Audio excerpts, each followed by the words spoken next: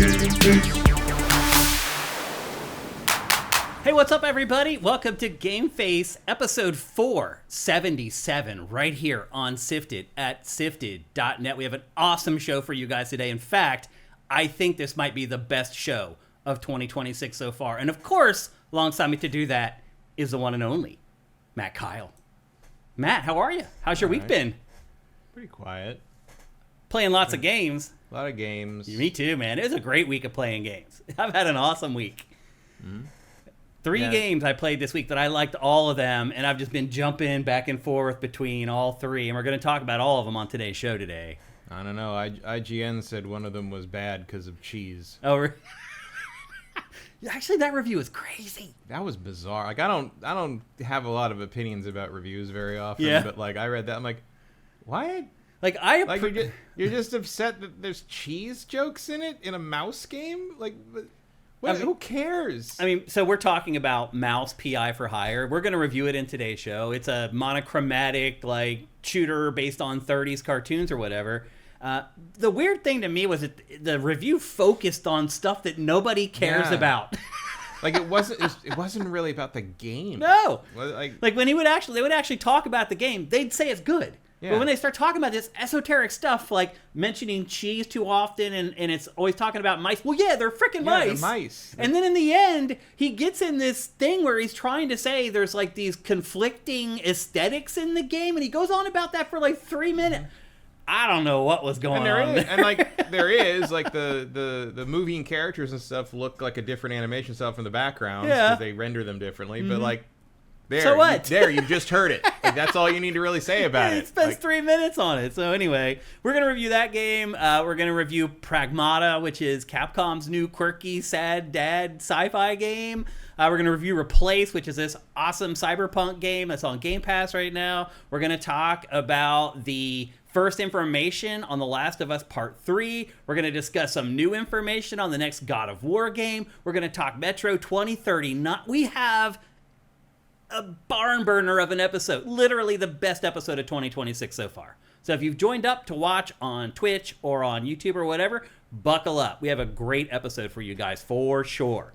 A couple things before we get going. We do have some housekeeping today. First thing I want to mention is that we've been talking about an Assassin's Creed 4 Black Flag remake on GameFace for, it feels like 3 years now. It's been a while. I mean, that stuff leaked a long time ago. Yeah, so it's leaked. Finally, Ubisoft has recognized that the stories are legitimate. Well, they already confirmed this. Yeah, like a week or two ago, they're like, yeah, it's happening. And now they finally announced that they are going to share the first details on it. And in fact, some of it leaked already over the weekend. I think the tweet basically said, like, you know it exists, so why don't we just show it to you? They actually called it in the gaming industry's worst kept secret. Ubisoft called it that. But then over the weekend, 10 seconds of the debut trailer leaked, and so that's out there already. But anyway, Ubisoft is blowing this out officially April 23rd at 9 a.m. Pacific, noon Eastern time. They're doing their own sort of direct style presentation. I think they've already... I'll see it noon Pacific time, boys. We're not making time at breakfast for that. Come on. I'll say this. That 10-second snippet that leaked out looks pretty damn good. I was like, okay. I mean, there's absolutely nothing wrong with this. This is one of the best games in the series. Yeah. So absolutely. Yeah. Give it the treatment. Maybe tweak it so I don't have to follow people slowly for like 30% of the game would be nice. Yeah.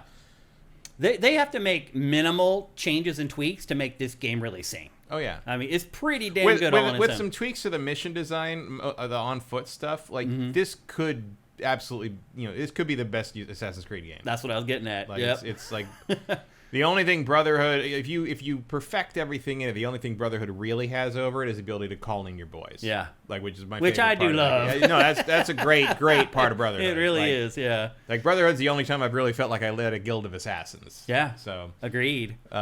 Maybe, I don't know, you got a crew, you could probably call the crew in, right? I mean, you definitely could. I hope that they put that in there. That'd be fun. I'm not going to complain if they I'd rather do that than slowly skulk through the weeds listening to, like, colonists talk about, like the tobacco shipments or something. So it's like, what are we doing, guys? Yep. So again, a reminder that is happening on Thursday, April 23rd at 9 a.m. Pacific, noon Eastern. And if you are a user of SIFTD, that is going to be pinned to the top of your Sift, and you will not be able to miss it again. Use Sifted. You're not going to miss anything. You're going to be right there when it all happens. Go to sifted.net. But anyway, I'm pretty excited to check this out. And then a follow-up to a story that we talked about last week that got both of us a little rankled. The writer for the Mass Effect TV show. So last week we talked about how it had leaked out that the writers on the Mass Effect TV show were mandated to try to make the show more palatable to non-gamers. Well, the actual writer of the show caught wind of that and issued a statement this week saying that is all nonsense. Which tracked, because as I said at the time, like, I don't know what that means. Yeah. Like, what is rewriting it to be for not, like, what does that mean? Right. Like, I speculated on what it might mean. I basically take the force powers out of it. Yeah. But, like, yeah, that never made it sense as any... I mean, not that something has to make sense to be a network note. Like, you and I both know that firsthand. Oh, yeah. But, like, it still wasn't a... In fact, they rarely make sense, let's be fair. Yeah. So anyway, if you were worried that the Mass Effect TV show is going to be dumbed down or made for people not like us, the lead writer is like, I have not received any kind of communication like that at all. Jonah Nolan doesn't do dumbed down. Yeah. So if they forced that, I think Jonah would leave. Mm-hmm. I don't think he'd want to be part of it anymore. So good news. And again, we make sure on GameFace that if we do talk about something in a show and something changes on down the road, we always bring that topic back in the show to set the record straight, so you guys aren't going out there with a bunch of false information. So you can trust us here. We're looking out for you. I wonder who you get to play the elusive man, because like it's so him. Yeah, it's like it's hard to recast a character that is so identified with the actor. Seriously, I don't know how you replace him and have the fans be happy about it. Yeah, you need someone. I mean, it's not like you can have his sons do it. No. I mean, it would also be kind of a relatively small role. Like, yeah, but he anchors the whole middle of the story. Right. And, like, the direction he skews in the third sort of determines a whole lot. Oh, yeah. He has his thumb on the scale. Or would have determined a lot of stuff if it mattered in the end of that game. I am not a Mass Effect 3 ending hater, really, but I certainly see the criticisms. Like, they sort of had to punt when it came to all that. Mm-hmm. Yeah, I don't know. It would be Silk Chinook says knowing Hollywood, Pedro Pascal. Like that's a non-zero chance. That's true. Or if it's the only thing preventing that is probably Pedro Pascal's schedule. Yeah, he's like the Troy Baker of film and TV. Very in demand. He's in everything. He's the Nolan North of today. Yeah. And one of the questions I want to sort of pose today when we're talking about a game that he does voiceover in is like, was he worth it to that game? Like, does his higher price tag, is it worth it to these developers and studios to bring him in and do stuff? But he's also making games now. He's starting a development studio. Troy Baker is, and he's going to make his own games. Do you think he's going to like cut himself off from doing other games and only voice his games? No, I think that's more of a project where it's like, I feel like that's sort of a favor-y project where it's like he can get investment because it's him, which is going to facilitate games maybe he'd want to work on or idealize or play. Yeah, and like it's one. I think it's one of those things where it's like I have name and clout, and I can make sure that some people have some employment and get some cool stuff made. Sort of things. Yeah, like I don't know if he'll be there every day. Right. I don't think he's gonna be grinding like. Or it could just be that he just has so much money, and he's like, "What the hell am I gonna do with all this money? I have everything I want. I have a big house. I have all the cars." He ain't that rich. Really? You don't think so? He's probably worth like $10 million, maybe. To throw that kind of money at something that may not have a return is not how you stay rich. Development does suck up that money. But he is well connected enough to get investors. Yeah. So I think that's other people's money. Yes. Yeah. That's one of the key ways of staying rich is use other people's money for things. Or not spending your money at all and just leveraging the money that you have in stocks or in the bank as loan money. But that doesn't generally, when you have that amount of money as like Troy Baker theoretically has you do not make enough to throw millions at development and come out of it okay. That is billionaire money. That is true. Yep. So anyway, like I said, we got the best episode of GameFace ready for you guys today right here on twitch.tv/SiftedGames and youtube.com/SiftedGames. We're here every Tuesday at 1 p.m. Pacific, 4 p.m. Eastern. If you like the show, stop on by. It would be awesome to see you guys live. Before we get on... Yes, it has been 10 years since we lost Prince. That is true. I just mentioned that to Matt right as he sat down. I was like, I cannot believe it's been 10 years since Prince died. Like, time is just whipping on by.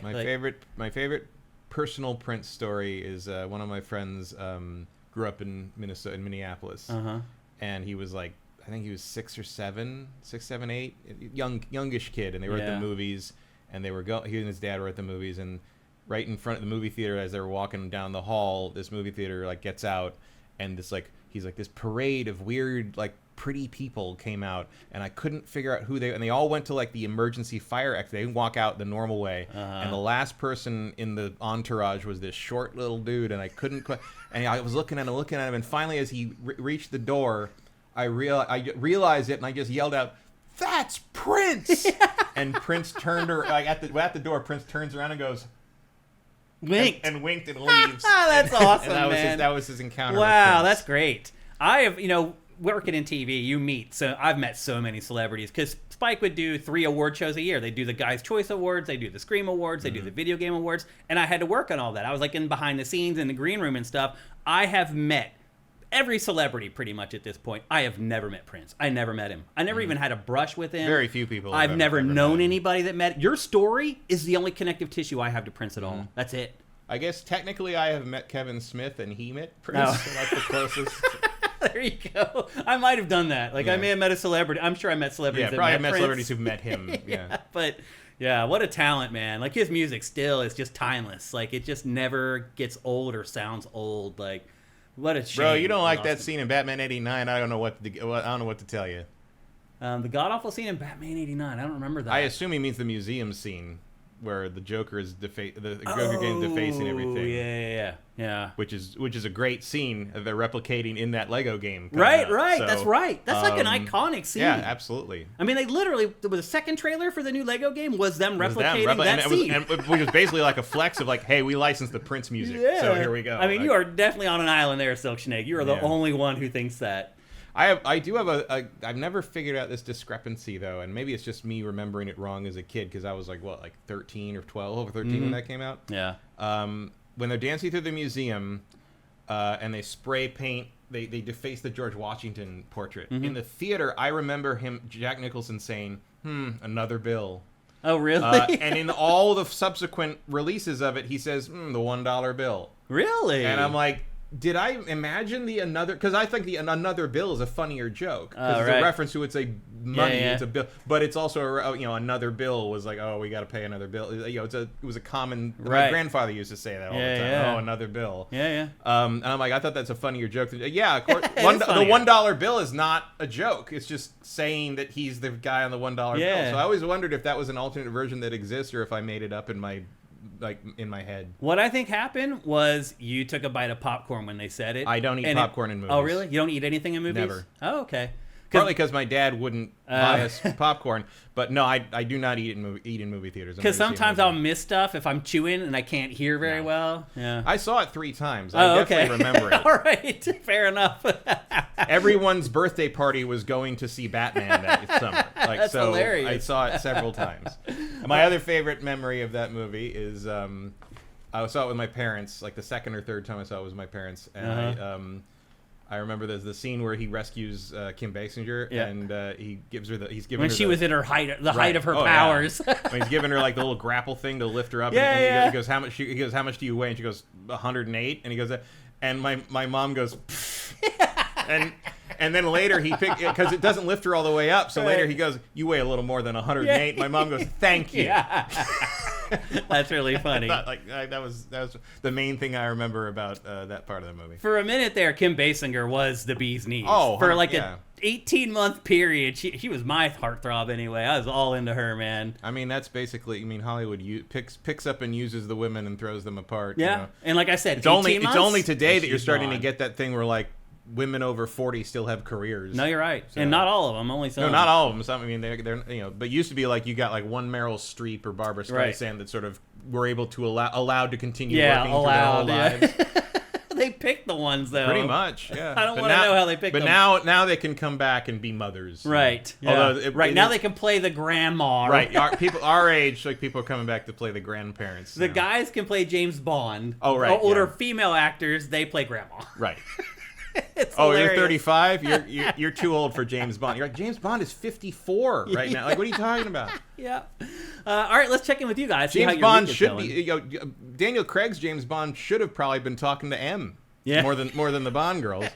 Silk Snake says he doesn't eat in theaters because they're filthy and disgusting, which they are. A lot of them are. I mean, certainly the theater Sticky I saw floors. Batman '89 in was the UA Redwood was the bunker at the end of the mall that was basically like, oh, if your feet don't stick to the floor, did you really see a movie? Yeah. But like we got boutique ones in LA that are very nice. Ashes says that she was a thing for more than 18 months because she was in LA Confidential in '97. No, it was like a window where she was. LA Confidential was like. Kind of so LA Confidential was in the wake of like kind of the Pulp Fiction, like, oh, John Travolta can come back, anyone can come in, like that was sort of like, let's see if we can bring Kim Basinger back. Yeah, I'm not saying her career ended. No, I'm she's saying still doing her role as like the heartthrob of the moment. She was the it girl at the time Batman the it girl came out. Yeah, that's what I was looking for. No, I understood what you meant. Noxator Night says I prefer the nachos with the fake yellow cheese. If I eat something at a movie theater, it's because I didn't have time to eat. I'm going to eat it before the trailer starts. Yeah. Get some food and then eat it before it starts. Yeah.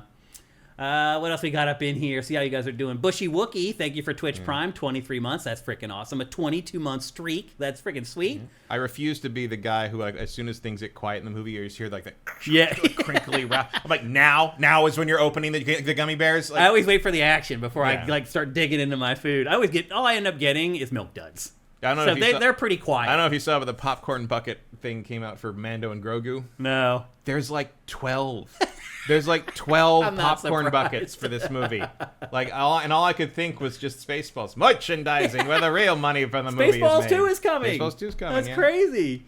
Bushy Wookie, 6:14 a.m. Mel Brooks looking real good for 99. He is actually. Man, turns 100 in June. That's unreal. I mean, that man has seen some everything. Like really that dude. has. Talk about living history. That guy has lived through everything. Bushy Wookie, 6:14 a.m. in Australia, and my calf cramp woke me up just in time for GameFace. That's the worst, dude. When you're sleeping and you get the calf cramp, and you're just like, ah! It's the worst. Let's see. Yeah, Silksnake says those films are terrible. AJ the Legend, thank you for Twitch Prime. Batman 89 is good.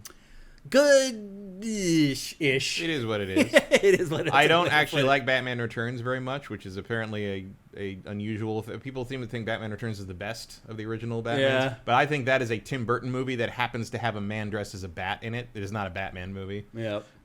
Forever and Robin are what they are.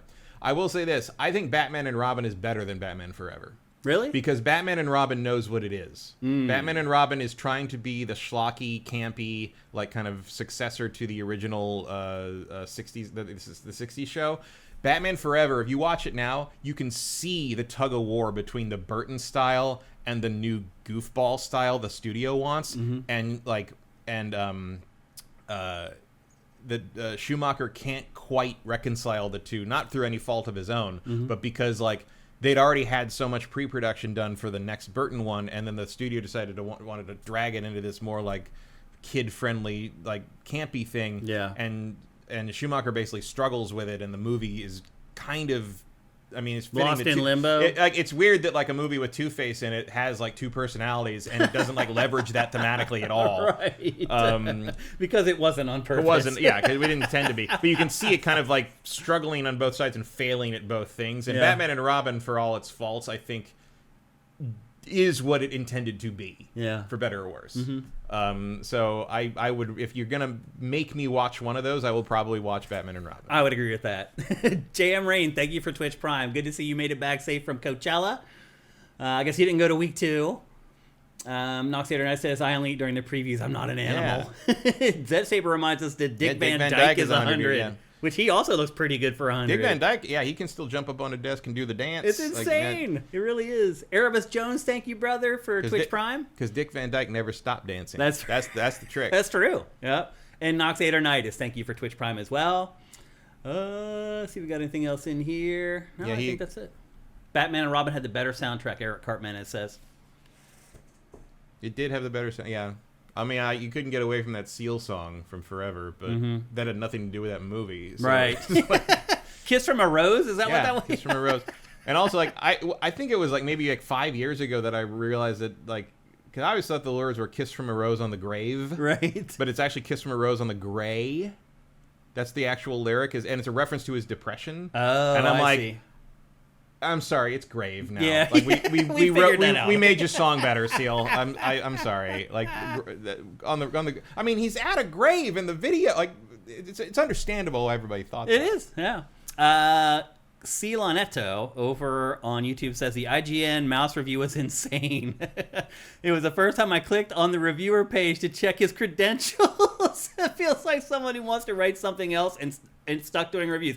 I felt the same way, man. I also think that like maybe that was, I've never heard that guy's voice do an IGN review. I think it may have been a new reviewer who was trying to prove himself, and so he tried to do some like kind of theme around his review. Kind of that thing. You remember back in like the mid 2000s when like that little group of like new games journalism people rose up, and it's like it's basically like we're gonna write about anything except the game. I mean, there's still some outlets that are doing that. Like, basically, people were doing Tim Rogers' shtick, but seriously. Yeah. And I would argue Eurogamer does that still. No, Eurogamer is kind of the last vestige of that. That is absolutely true. It was like, we're gonna be serious critics about a serious thing. And it's just like... Well, we started curating... You probably don't have the writing background to do that. Yeah, we curated their reviews when we launched SIFTD for the first couple years. But it got to the point where I would read the review and I couldn't write a blurb.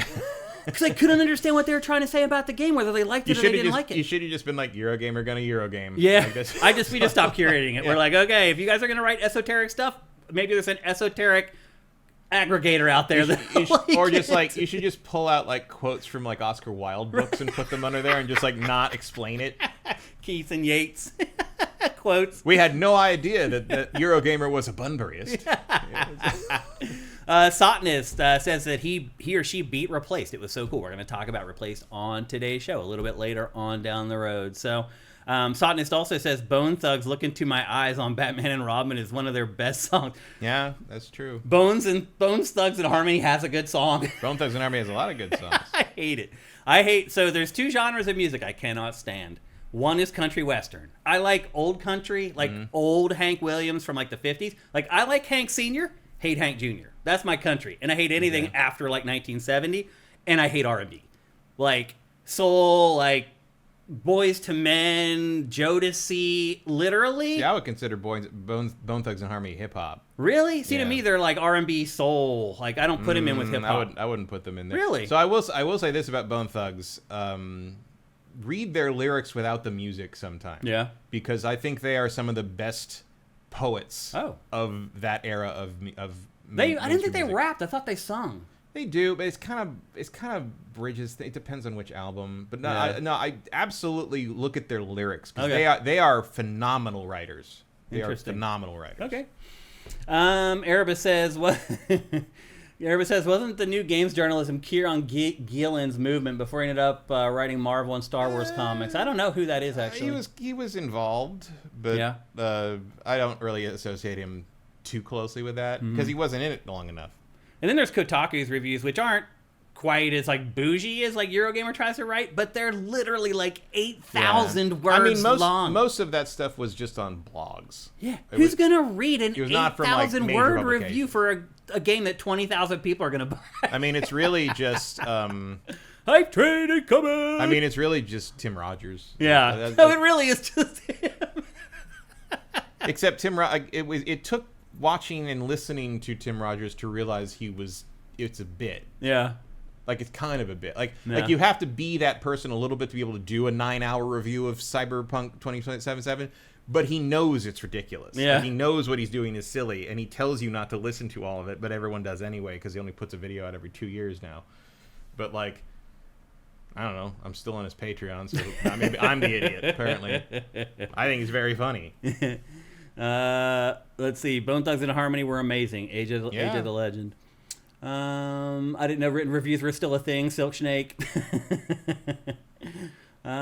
Shane is very close to a dangerous line here. I'm not sure what he's saying there. I don't know. Outlaw Country is making it better. Fridex 100. I listened to Outlaw Country for years. My dad listened to Hank Williams Jr. My dad liked Hank Williams Jr. so much that when you go into woodshop class in middle school and you get to make a clock. The clock that I made for my dad, and it was the Hank Williams Jr. logo, which is like this like phoenix bird, and I made him a clock. And I listened to him. I listened to Waylon Jennings. I have listened to Outlaw Country for thousands and thousands of hours, and it all sucks. Sorry. What defines Outlaw Country? I can sing you every word of any song that Hank Williams Jr. ever made. Any song. What defines outlaw? Is that just the era? Or? It's kind of like this 70s, 80s era where it's also the theme of the music where they talk about being an outlaw and on the run and I got my guns. Is that different from Young Country? You Young that? Country is like Jason Aldean. Jason Aldean. I freaking hate country music too with a passion. I hate it.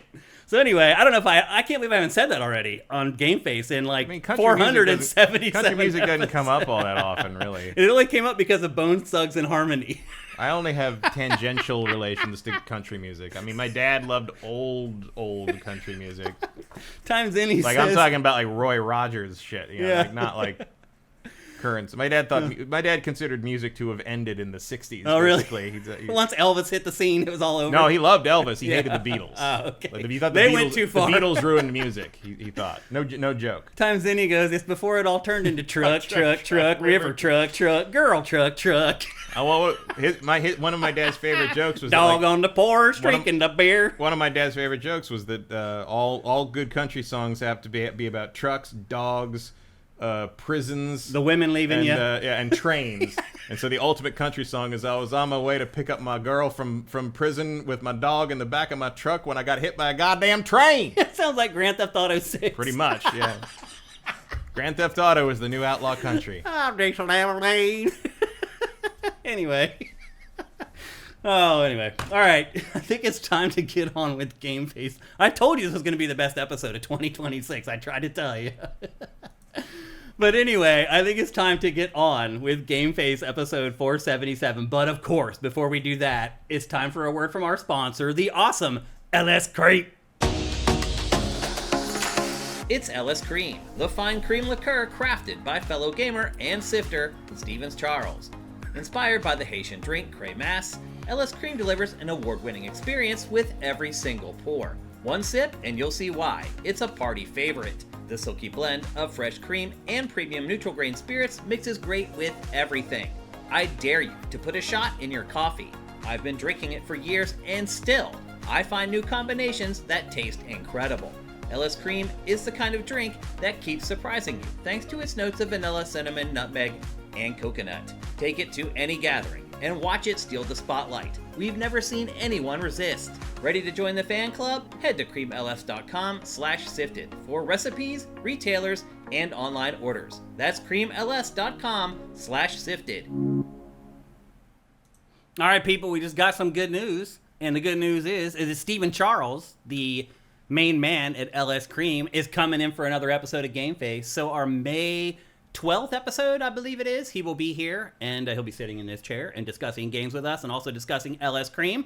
And I know he mentioned that it's very important to him when he gets here to kind of explain what's been going on with the LS Cream 5K challenge and to motivate y'all to get your frickin' drink together. So go to creamls.com. In fact, it would be awesome if at least a few of you could submit your drink before he gets here on May 12th. And to do that, you need a bottle of LS Cream.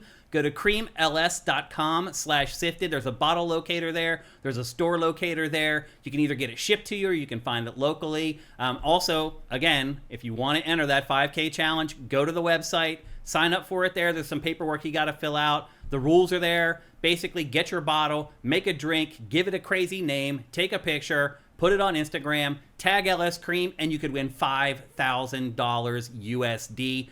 The cool thing about Steven's coming here is that he's just as big a gamer as you and I. Like we say in the ad, like it's a liquor made by a sifter, made by a gamer. You guys saw him on the last show. He can hang with Matt and I talking games. So he's not coming here just to promote his drink. He's really good at talking games, and he's really insightful. So support your fellow gamers. I say it all the time. I'm never going to stop saying it.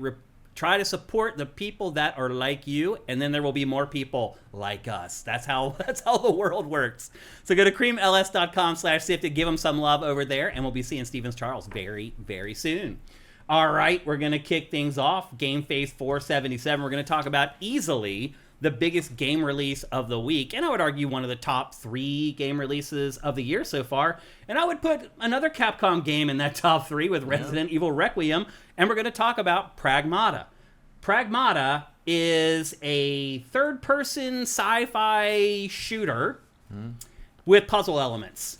And I don't know how far you've made it, Matt. Have you got to the point where the puzzle elements are kind of wiped away?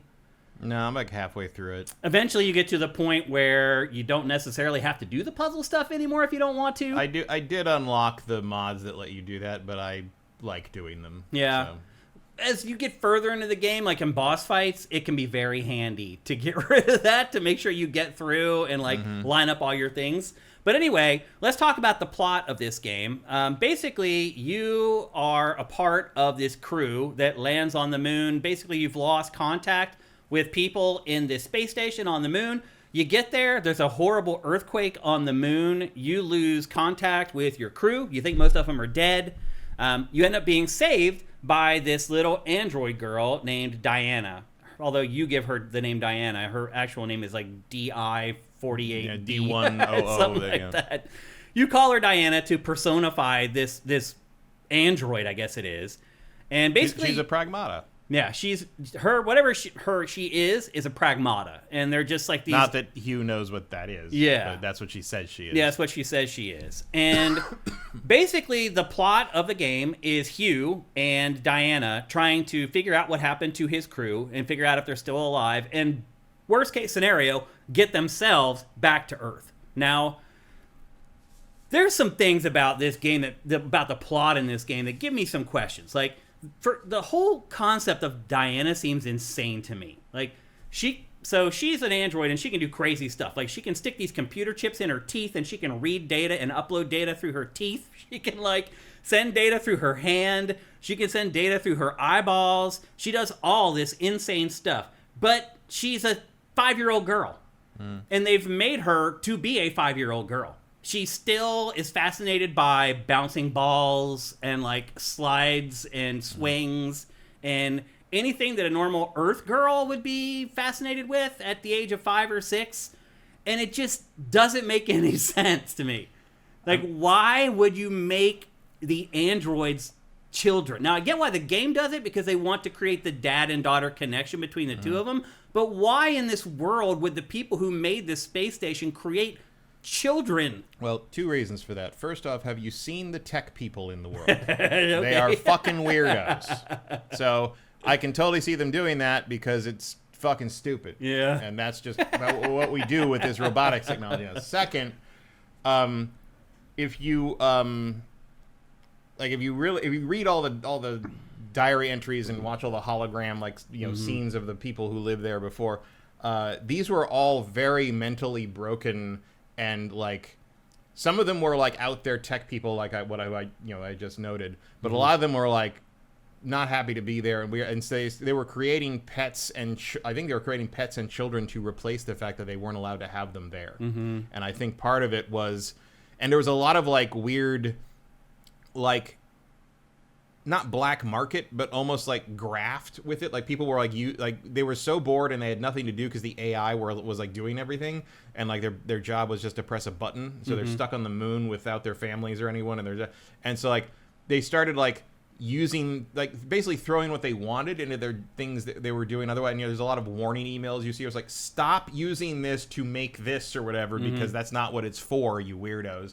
And so I can totally see one of these at high-level scientist guys being I miss my daughter, or I want to, so I'm going to make that.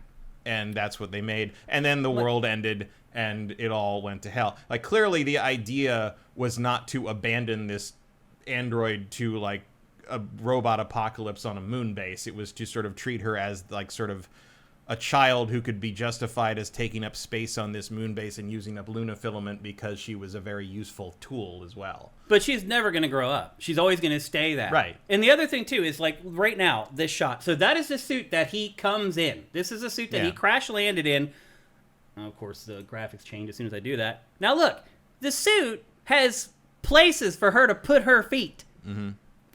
Well, if you look at like when he first arrives, he's using that to carry cargo on his back. I know. But look, there's 2 pads for her to put her little child feet. He had no idea she even existed before he got here. Like there's they're not that's not what 4 feet. It's just like that's what she's using it for. That's a cargo carrying belt. I mean, okay. I mean, that's the design of it. Like, I mean, it's a contrivance. Come on. It's a contrivance, but who gives a shit? It definitely is. I'm just saying these add up. Like, as you keep playing this game. I don't think they do. None of that bothers me. Matt, again, you've only played half the game. I finished the game. I don't care what takes half the game. I'm not bothered by the fact that they gave her a little platform to stand on his back. It's just one of a bunch of other things. I'm not saying it's a deal breaker. I'm just saying that these things add up. Like, this is an illogical plot. It doesn't make sense. Like, so, okay, somebody was missing their child. All right. Why are they all children? Like, why are there no adult versions of these robots at all? They're all kids. Well, the adult versions are the scary, weird things that attack you, I guess. No, they're not. I mean, these are obviously a completely different model from them. These are far more advanced. They're Pragmata, yeah. Right. So why are there no adult Pragmata? Because Pragmata somebody missed their child, they made one child, maybe 2 people did it, but where's the adult ones? Like, and again, as you get farther into the game... Pragmata are children in part maybe because you're probably not going to have to deal with an uprising of children. Maybe. I mean, she's still a robot. She's strong as hell and whatever. But anyway. Sure, but it would never occur to her. That's the thing is like it would never occur to the children robots to revolt the way the AI has. I don't know if that was I mean, she's like a genius. She is, but she's also malleable. I mean, that's the funny part. Is as long as you're nice to her, she isn't going to rise up. But it's just weird that she knows everything, but she still acts like a 4-year-old and giggles at dumb stuff and like. That's kind of the thing is like, I feel like some of that's a commentary on AI, on like Gen AI. So this bothered me a lot because I played the whole game and none of it's real. No, I get it. He's like. Because he doesn't like kill kids at the beginning. Like he makes a snide comment about one of his other crewmates. Oh, it sounds rough that you got kids. And now all of a sudden he's like all. But like through the whole thing, you keep seeing him like freak out about. Oh my God, she almost got hurt. No, she didn't. She's a robot, dude. Like you're falling for the facade. Oh yeah, the fantasy. I mean, that's part of it. To me, that's the good part of this plot. Is the whole like him kind of losing his mind because they start talking about her coming back to Earth with him, and I'm sitting there and I'm like. How the hell is that going to work? Like, you're going to have this weird little robot girl with you for the rest of your life that never gets old and never grows up? And, like, how do you what is the maintenance like? It's just absurd. I mean, that's basically the plot of Mandalorian. A little bit, yeah. And so this bothered me. So I kept playing the game. I'm like, they're going to solve this. Like, they're going to answer this by the time I finish the game. They never did. So I finished the game, and I went and started looking. And if you go and actually do research on this, the developers admit, like, no, we just wanted the dad and daughter relationship. So we didn't think about anything else, and that's why we put her in there. So there are contrivances. What was the word that you used? Contrivances. Yeah. In this game. But again, it didn't keep me from playing and enjoying the game. Like, I like the setup for it. The more you think about it, the worse and dumber it gets. But it was still enough to keep me going along. And they do, in the later part of the game, they start pulling those heartstrings. Because as the player, I had also kind of forgotten that she was just a robot. Well, she's a very well-drawn character. Like, all the delays seem to have been worth it because that scene at the beginning of the B-roll where he's, like, been drawn on and, like, all that, that's not in the game. Yeah, I know. Like that's like they completely changed how they meet each other and how they first get to know each other. And I obviously don't know how the original went. Yeah. But the way they do it now really works, and she's very likable. She's not an annoying child sidekick like so many of them are. Yeah. Like you understand why he bonds with her so quickly of course. Because she's very helpful and wants to learn and she's very well programmed. She's not trying to be stupid about things. Like there's no like super dumb comedy bits where she like wanders into a thing and gets them in trouble. Like it's all very well done. She's very naive. Like part of the thing that you do when you play this is you go out into the world and you find these remnants from Earth, and then you bring them back to the base for her to play with, basically, while you're out doing missions. So the way the game is structured, it is structured kind of like a game from the early aughts. You have like this base area that you go back to between missions, and basically you go to this hovercraft lift and you just tell it where you want to go, and it just zaps you to the next level. When you finish the level, you get back on the tram, you come back to the base. At the base, there is a lot that you can do, though, and that is one thing that I was kind of pleasantly surprised by in this game, is how functional and important the base is. Because I just played another game this week, Mouse PI for Hire, where the base is basically a waste of time. And so the base in this does a lot of heavy lifting. Yeah, the Mouse PI's base is a menu with walking. Yeah. And this base in this game is completely different. You can go there and upgrade your weapons. So as you're doing the hacking game, well, that's the one thing you can do in the mouse game. Right, that's true. Is upgrade the weapons. Yeah. But it's just like there's a lot more character content. There's a lot more like story content. There's a lot more. I mean, just the Earth recreation stuff there is fun because the part of that is because he misses it too. Yeah. But he doesn't say anything about it because it's like. Well, I think he's afraid that he's going to change Diana's disposition and make her all depressed and dour. So I think he's trying to keep on a happy face for the both of them.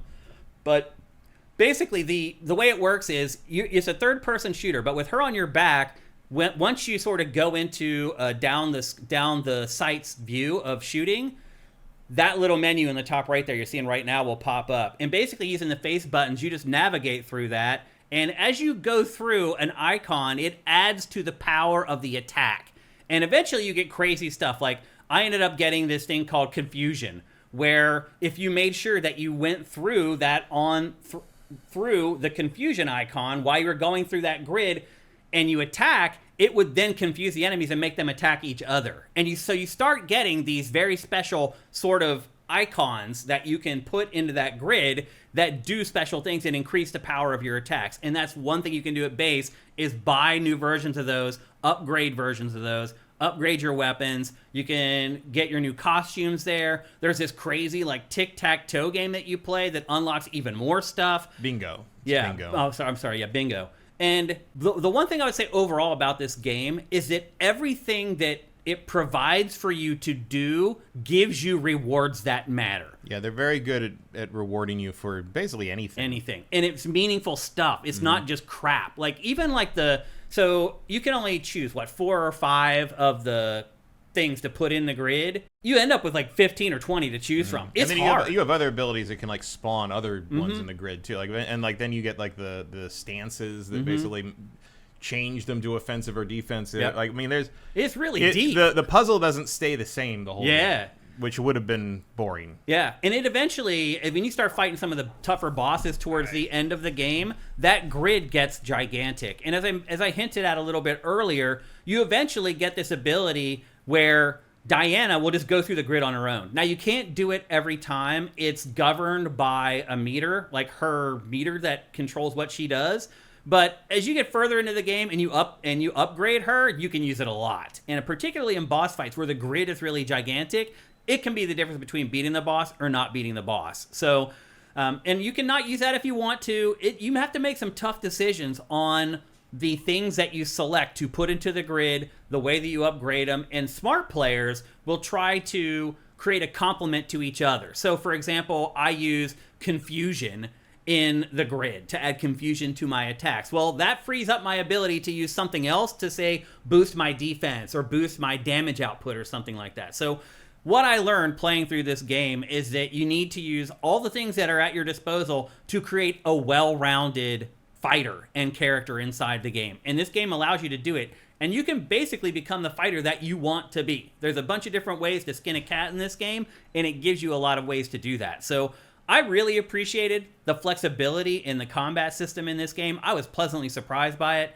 Having played the demo beforehand, just getting a little bit of a taste of it, you really can understand how deep the well goes eventually for these entire combat systems that you use between both Hugh and Diana. So you do a lot of combat in this game. There's really not much else that you do. There's really no puzzle solving. There's no branching story paths. There's no dialogue trees that you have to navigate. Pretty much the bulk of your time playing this game is either watching cinematics that are very well done or spending time in third-person shooting. And that's pretty much it. There's really no stealth in this. There's none of that extracurricular stuff. It really is just a third-person shooter with a really cool kind of match-3 puzzle element to it. You need to be prepared for a lot of third-person shooting to enjoy this game, because there's really not much else. Yeah, it is an action. It's not a survival horror game. It's not a puzzly game. There's like exploration puzzles, but like this is as straight up an action shooter I've played in a while. There's no driving section. There's nothing. It is just all shooting and switch flipping, basically. It's kind of refreshing. It is kind of. Yeah, it was nice to play a straightforward game. Also, it just decides what it's going to be, and it does it very well. Yeah. Like, I don't mind the design either of, like, going out, doing a mission, and coming back to the hub. No, it all That's works. Fine. Like, I wouldn't want to play every game like that, but every once in a while, it's totally fine. No, it's fine, and there's a lot of checkpoints that let you go back whenever you want, and it respawns the enemies Dark Souls style, so you can go back and farm more Luna filament if you want to upgrade more. There are limits to how much you can upgrade as the story progresses. But, and also, don't worry, early on, you're like, that's all the upgrades you can get? No, they expand the upgrade stuff. Oh, man. Because that's the other thing. Like, you level up your base. Like, when you beat major bosses in the game, you get this item that you take back to the base, and it levels up the whole base. And that opens a whole new slew of stuff to use in every category. And so after you level up the base, you want to spend like the next 40 minutes in the base, like looking through all the stuff, figuring out how you want to spend your resources and stuff like that. And the other thing too is that they're pretty smart. Matt mentioned already their version of the bonfire are these little like contraptions that you connect to, and you can go back to the base at those if you want to. But if you come back, the enemies do respawn. But they're pretty smart about putting those like right before a boss fight. And so you can go back, stock up, heal up, come back and fight the boss with a full slate. And the when you tram back in, you can see each stop, and it tells you what stuff you don't have from the collectibles and everything. It's all very user friendly. And you can always go back and play through any prior levels you've been through. They don't cut those off from you. And then there's like special red rooms in the game that are like the really challenging sort of areas. They're not as challenging as they say they are, but they are a little more challenging than the rest of the game. I mean, one of the things is that this game actually just works so well that the challenge is affected by the fact that you can do everything real well. Yeah. Because you do eventually unlock a training like a VR training thing where you like gives you challenges. Yeah. Like you're supposed to do this thing in a certain amount of time, and then there's like 2 other goals. If you can achieve all 3, then you get like a special reward. And all the rewards are good. Like even the baseline reward for those is like, oh, that's a very important thing. Or they'll give you like an extra health container, like real stuff. Like you said, it rewards you tangibly. Everything. You're not just unlocking like art or something.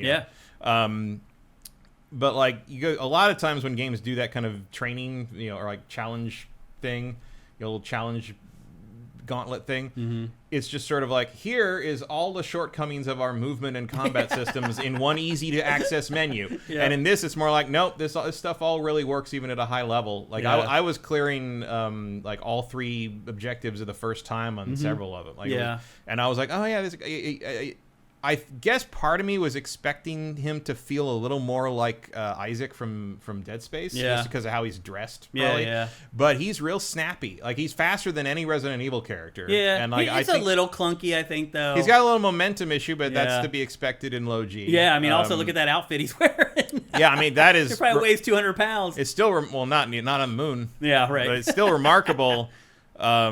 it's still remarkable that he can move that well in a suit. I mean, that was the goal of the original Apollo suits, and they did not achieve it. But this is clearly one of the most advanced future tech things in this game is his suit allowing him to bend the way it does.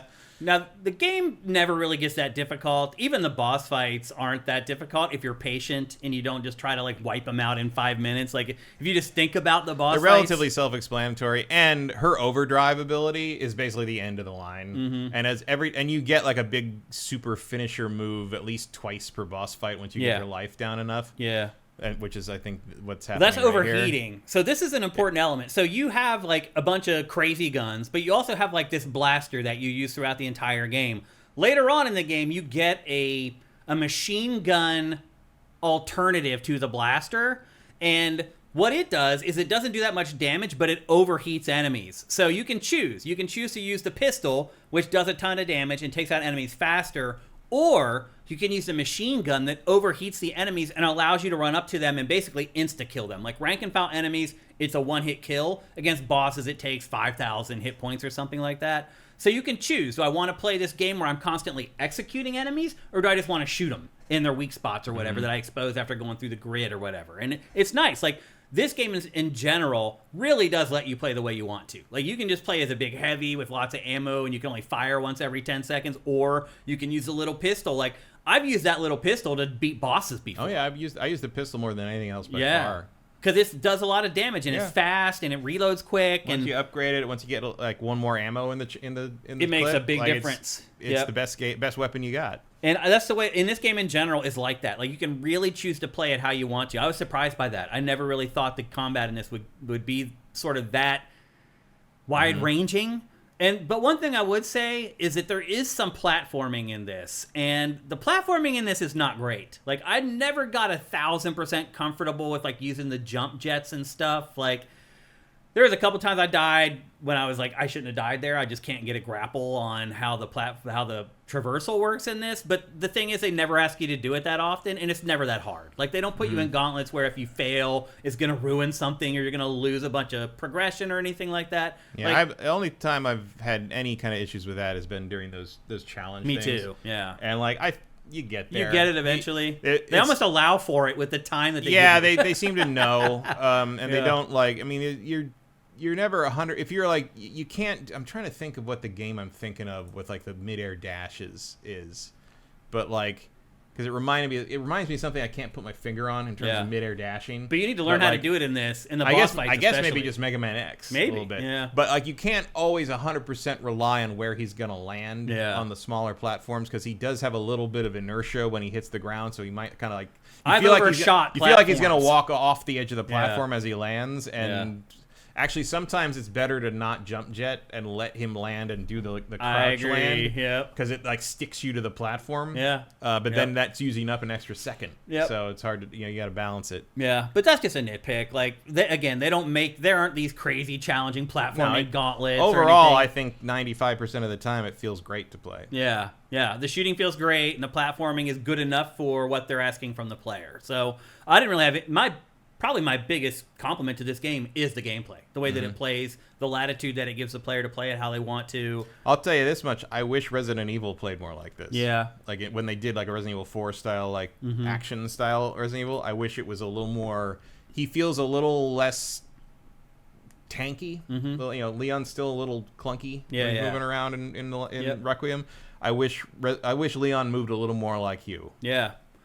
I also like how they give you outs. So, like, one thing that you can get eventually that you can add to the grid, or you can just... Actually, this thing you can just give to your character and it just works all the time, is if you get attacked while you're aiming down sights, it will take off 30% of the damage. So you're not getting beat up as fast. Because there's a lot of times in this game where you're just one tile away from finishing the sequence and they attack you. And they can do a ton of damage. So if that's bothering you, you're having problems with it, just add that thing to your build and you won't have to deal with it anymore. Like, I like how this game has kind of thought about everything. It feels like it was played a lot. Yeah. By the people who made it. Well, I don't use that mod because I don't have a problem with it. What I do use is an upgrade to him. It's not a mod, but like it's the thing that lets you land on your feet if you get knocked hard. That's good too. Because until you get that, you use the jump jets to land on your feet.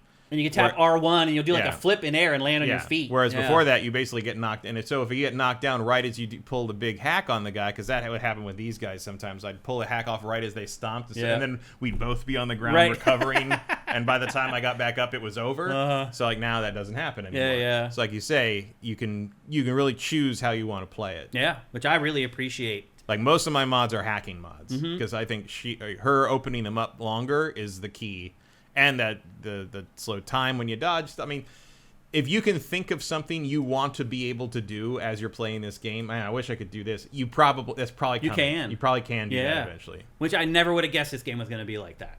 Like, never in a million years.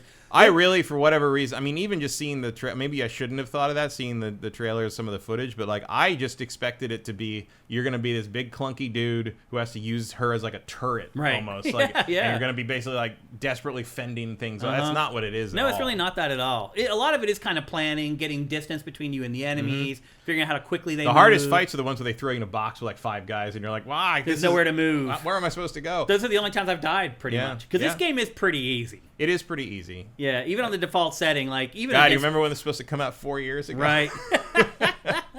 I'm glad they took the time though to get it right. No, I mean, I think they did it the right thing here. Yeah. It's really. In fact, I'll go this far. This is my favorite thing I played this year. Really? Yeah. See, I really enjoy this. I still like Requiem more. I do wish they would get a little more adventurous with Resident Evil like they have with this and sort of come up with some new concepts around the gameplay, but I still enjoyed Requiem more because I'm a big horror fan. And Requiem is just more of the same to me. Yeah. This is a little different from everything else I I've agree played. with that. And as we say, I don't care that much about innovation, but I care about execution. And this is a couple of new ideas that have been done very, very, very well. Yeah, like we said, they cover. This up could the have holes. gone real wrong. Yeah. This could have been frustrating as hell, or just annoying or repetitive, and it's not. I still can't believe this game has been greenlit. Yeah. It's bonkers. Could you imagine greenlighting this and then getting like 2 or 3 years into development and realizing it's not coming together, and instead of canceling it, saying no, still letting it happen. Yeah, no one will do that but Capcom. It's crazy, and I'm so glad we have Capcom. One thing I want you guys to know before we move on from this game, one thing I want you to take away from our review of this is that this is a real game. This is a full-on video game. This is not like some 7-hour proof of concept thing where they're like, hey, we have this crazy idea. Let's make a game around it that lasts 5 hours, and if people like it, maybe we'll make a sequel. No, they went all in on this. Like, I think it took me like 13 hours or 14 hours to finish this. And again, it wasn't that hard. I wasn't retrying many sections of the game over again. Like, it's just a good, beefy game. And I think that might be a concern because a lot of times when we get really innovative, creative games like this, they end up being short. And this one is not. It is the length of any other single-player game that you're used to experiencing. So this is honestly, I think it could go longer. I would play more of this. Yeah, I would play Pragmata 2, no question. Yeah, I would definitely play the sequel to this for sure. But I just kudos to Capcom. I mean, thank you, for making games like this and sticking to this game and getting it out there. And now it's sold 1 million copies already. Stuff like Kunitsugami? Kunitsugami, yeah. They're not afraid to do wacky stuff. No, they're not at all. And while or Kunitsugami throwback didn't stuff sell crazy, like Monster Hunter Stories 3, right? That's not a popular thing to be making right now. It's really not. They still did it, and they still threw all their weight behind it. Yeah, like anybody who says Capcom is their favorite publisher, I get it. Because it's doing everything right. It's doing everything right. This game has sold 1 million units already. Why? Because they released it in frickin' April, when there aren't 10 other huge games it's competing with. Why have other publishers not figured this out? They're just letting Capcom have the whole first half of the year to do whatever it wants, which is great for us, but bad for other publishers. So, and then one other thing, even looking at this old footage, her hair is amazing. It is. They do some crazy stuff with her hair. Yep, for real. And there's even some stills at times where it freezes and you catch her hair frozen in time. It's crazy. Yeah, it really is crazy. I will say, when I loaded it up on my PC and I was I'll turn on path trace, and you're seeing that the RAM usage fill up kind of thing.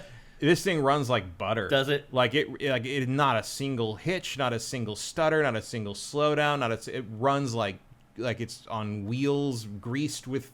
It's incredible. It runs great on PS5 too. Yeah, I had no problems with any. Capcom has. So did Resident Evil. Capcom has mastered performance on the RE engines. Stuff. And it looks fantastic. It looks amazing. Yeah, the RE engine's one of the better engines in the industry. It feels like when you come out of that first thing and see that recreation of Times Square, it's like, wow, that looks as good as anything. It's one of the best Times Squares I've seen in a video game. Absolutely.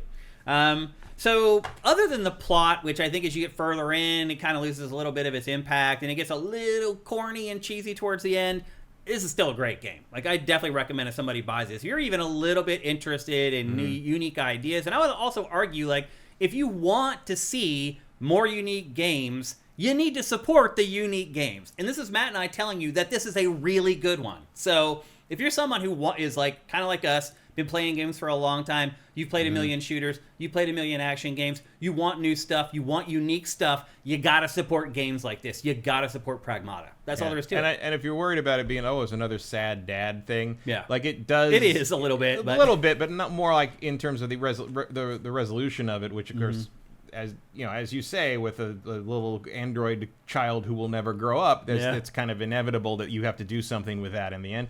But most of it, it's a very positive, like they bond with each other and they're a team and they're feels good. It's a good happy kind of, like he's not, I mean, he's sad that he's stuck with his friends gone and he's stuck on the moon, but like, it's not like a melancholy slog like a Last of Us not at all. No, it's not like that at all. It's very upbeat and fun. It's a lot of fun. They crack jokes with each other, and it's an upbeat game. Mm-hmm. Yeah, it's not dour at all. Yeah, I would agree with that. And I think you're right. I think people may look at this and be like, oh, the little girl's going to die in the end, and it's just a march to her death. It's not like that at all. It's really not. Like, they have a great relationship, and he starts to come around. He's like, oh, I didn't really think that being a father was that awesome, but now, like, I'm starting to realize this is the only person I have to interact with here. Like, if you enjoyed the relationship between Ryan Gosling and the alien in Project Hail Mary, I think you'll find a parallel here. Yeah, actually, I have not seen that yet, but I've heard, and I think you're probably right. Yeah. It's what will get you to the end of the game almost as much as the combat is figuring out what's going to happen at the end of it all, because they set so many things up for the end where you're like, what's going to happen when it all comes to an end, and they've killed everything and they're standing there and they finally managed to contact Earth. What's going to happen? Yeah, what is Earth going to say? Because it's very clear even early on, he doesn't know everything that's happening. You know, like things that his point of view on the world and why he and his crew have been doing what they're doing is probably wrong. Yeah. And he doesn't realize Well, he's also caught off guard by her. Yeah. He did not know that these things existed. Yeah, and he keeps saying, like, you know, through the whole thing, it's like yeah, if something like this happened on Earth, everybody'd be in big trouble. And it's just like, oh, you think Earth doesn't know what's happening here? That's adorable. Yeah. Yeah. So yeah, and again, I think they set that all up very well. They've got you so invested in the character relationships that the sort of incidental overall plot is like, you think it's maybe not important, but as you keep going, you're like, oh, it all starts to add up. Nothing is the way he thinks it is, and like we have seen enough science fiction that we're like, oh, I think we know what happened with the big corporation on the moon. You know, it's like... And the funny part is we were just there. Yeah, we literally were just there. If you haven't seen it, look up that astronaut when they were watching the Earth set behind the moon. Yeah, and he pulled out his iPhone and recorded it just on his iPhone out the window. And it might be the most amazing video ever recorded by a human being. But the Earth is flat. No, I'm not doing that. It's so crazy that people really believe that. It's just amazing that this thing that was in his pocket gets resolution that you can see the back of the moon. Like, it's crazy. Like, oh, that's just what that looks like. It's definitely the best cell phone video ever recorded. Like, that man's iPhone camera roll, and also the fact that he said iPhone like 4 times in the post. I was like, man, Apple must be real happy with you right now. Yeah. Like, yeah. Right now, Apple's going through a great period. Their new laptop's killing it. The iPhone 17 is Tim Cook's stepping down, so we'll see. Is going through a super cycle, and they can't. It doesn't matter because the tariffs are just killing them. Like one of America's greatest companies is having one of its greatest years ever, and it cannot enjoy the success because of tariffs. It is killing its business. It's insane. I just last night I shipped a bunch of like Japan exclusive Godzilla card game cards, and the tariffs, the actual shipping charge was $30. Yeah, which is pretty normal overseas shipping from for like Japan or TMS Asia. Because Japan Post doesn't ship here anymore since August because of the tariffs. So you have to use like airmail around the way. Right. Yeah. So, but the tariff cost $100. $100. How much was the stuff that you bought? Less than that. Because there were added on things. Like there was a chocolate tariff charge. Yeah. Because one of the things comes in like one of those like, it's like a box, but it's like a chocolate box, but they charge the chocolate tariff charge because it looks like a chocolate package, even though there's no chocolate in it. Yeah. What? Crazy. What are we doing? Yeah, it's nuts, dude. I mean, it's killing one of America's greatest companies. Right now, Apple is literally having one of the best years of its existence, and its stock price has not moved. Mm-hmm. If you're Apple and you've waited like 5 or 7 years for the next iPhone super cycle, and it hits, and some moron ruins it, I can't even imagine how angry you would be. Yeah, you would think. I can't even imagine. Anyway. Let's check in with you guys and see what y'all are saying about Pragmata. Eric Cartmenes says, you sold me on this game. Now I have to decide whether to buy it on Switch or Xbox. Get it on Xbox. Yeah. I mean, I'll say this. It looks pretty damn amazing on Switch 2. Yeah. Like, that's the other thing Capcom is doing, is it's killing it on Switch 2. It's putting out its games on Switch 2, and they look amazing. But if you look, like the hair, like Diana's hair on Switch 2, it's always the hair. Yeah. Like Resident Evil Requiem, same deal. The hair looked like crap. The hair on Switch is 2. Very expensive. It's so many polygons, and it's like the Switch. It's not the polygons. It's the shaders. It's the shaders and the whatever. Now I can't remember the name of the thing that makes it flow and flip on itself. Yeah, fur shading they've called it. The difference between medium and high settings on the hair on the PC version is basically like generational. I'm sure. Like it's very so different. get it on Xbox. It's definitely the better experience on Xbox for sure. Although unless you just don't like the Xbox controller, then maybe Switch. But I actually got the Elite 2 replacement I ordered 2 months ago showed up yesterday. Wow. Saturday. Showed up Saturday. Because they're hard to get now, and it's not even the one I wanted. It's just it's a black and white one. It looks like a panda. Yeah. But like I wanted an extra one because it's the controller I use. So I'm still using my old one. I did mostly fix the stick problem. Oh, you did. But it still has a problem where like if I'm playing, it unscrews too easily. Oh. Because it unscrews to the like counterclockwise. I see. And so like during this game, during boss fights, sometimes if I'm maneuvering too hard, I will start to unscrew it by pushing it that way because I kind of push it from the bottom. It makes sense. And so while I'm maneuvering, I'm trying to screw the stick back in while I'm moving around. That's funny. It's ridiculous. And then on Mouse PI for hire, I had to up the dead zone on that stick by like 20 to make him stop drifting to the right. The controls in that game are very sensitive. Little bit. Yeah. Fire Native. See, Shane confirmed it. What did I confirm, Fire Flat Native? Earth bullshit. Oh. Let's see. What else we got here? Andy T. Monahan. I mean, trends that can make or break a company after several weeks of release or gets canceled because someone said this is what gamers want, but turns out never asked for it in the first place. Yeah, but Pragmata is a great example of I think it was Hitchcock who said like audiences don't know what they want. You give them what you tell them what they want, and they will take it. Yep. And you want a game about an astronaut and a little girl robot who solves puzzles while shooting things. Yeah, seriously. There you go. Yeah. Commander Fett I didn't know I wanted it, but it turned out I did. Commander Fett says, what I like most about this game is it's not another 100-hour game. Yeah. The most recent episode of Pactor Factor, the question to him was like, hey, like, we're laying all these people off, all these studios are being closed, like, shouldn't they just make games that are like 10 hours long? Mm-hmm. Like, so you're taking less risk. Even if you have a bomb, it didn't like ruin 8 years of work. Although I would argue that this game did take almost 8 years, so... And I'm glad it did, because eventually it came out and it was really good. Yeah, I hear you. In theory, that is a rest. At the same time, Crimson Desert doing real well. Yeah. And it's infinite hours. Yeah. So, I mean, the thing is, you need to have stuff for everybody. You know, you can't just have all of one thing. That's when the industry. The other thing is, like, as you noted, like, Crimson Desert came out at the perfect time of the. Nothing else like it out right now. It has no competition, and there's not going to be anything like it for a while. Right? They have They have like months ahead of them to just keep updating and adding things as people request it, and that's exactly what they're doing. Yeah. This is a good time to put things out. Yeah. When there's no other heavy hitters. Capcom's got it figured out. Capcom, and so did Pearl Abyss apparently. Capcom is the blueprint. If anybody wants to, you're not gonna achieve the infinite growth myth line goes up thing, but Capcom hasn't laid anybody off. Capcom's still making money. Capcom knows what it's gonna have every quarter. Like that's better. That's how Apple survived too. Like that. You're gonna do better in the long run than chasing some trend. Yeah. Silenetto says, I'm loving Pragmata. Feels very much like a PS2, PS3 era game. Just a video game-ass video game. Exactly. Yeah. I mean, that's really what it feels like. Then Mike's Q says, I would love to play Pragmata, but I can't justify buying it at full price right now because I'm 3 releases deep in this year alone that I haven't finished. Fair enough. Yeah. Well, just put a little earmark on it, and when you have some free time and from some free money, the game will probably be a little bit cheaper then. I would definitely move it to the top of the next list. For sure. Ian Esquire, we should be fighting for games like this. I just did. Did you hear me? I was like begging you guys to buy the game. Like, this is my wheelhouse. Like, I want you guys to buy games like this so I can get more games like this.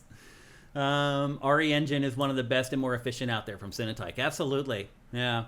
Congram, without any spoilers, is it left open for future installments or seem like a closed story? There can be a sequel. Absolutely. Also, there's no such thing as a closed story. Yeah, you can always find some little angle or nuance. Jeff Goldblum's character died in Jurassic Park 1 in the book, and then the next book just opens with him saying the reports of my death were greatly exaggerated, and that's the end of it. Like, that's it. Yeah.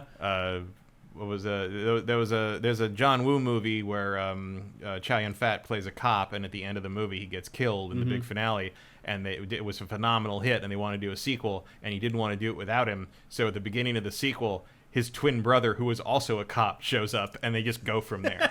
Yeah. Like, that's you can always make a sequel. Yep. Noxatornitis asks, did this pass the Shane fighting robot enemies vibe check? I mean, I enjoyed the game. I would have preferred to fight organic enemies if possible. The other thing I would say, a slight criticism, is that the enemies do get repetitive. Like, they could change them, but it fits the story. Because it's like, are you really going to make a billion different robots? No, you're going to make the same one over and over again. The special robots are the bosses. Yeah. It's like the unique ones are the bosses. Yeah, so I'm a little disappointed in the enemy variety and the fact that they're robots, but the rest of the game is cool enough. But even by the second area, there's, 1, 2, 3, 4, 5, 6 different ones by then? It does okay for the first, handful of hours. The second half of the game is where it's just repetitive. And most of them are humanoid, which is they look like solves humans. The problem anyway. It helps a little bit. Like, I'm more interested in fighting humanoid enemies than weird monsters. Immortan Joe says, this reminds me the most of Lost Planet. I mean, I'll say this. The controls feel like Lost Planet. I think TP is correct. Jedi Survivor is what I'm thinking of with the air dash. Oh, where maybe. Where you're not 100% sure where he's going to land, but the game sure wants you to know where he's going to land. I think that is what I'm thinking of. Yeah, okay. Yeah. ETH Demon, PSA, the true ending is effectively locked behind getting all the zone collectibles. I did not know that.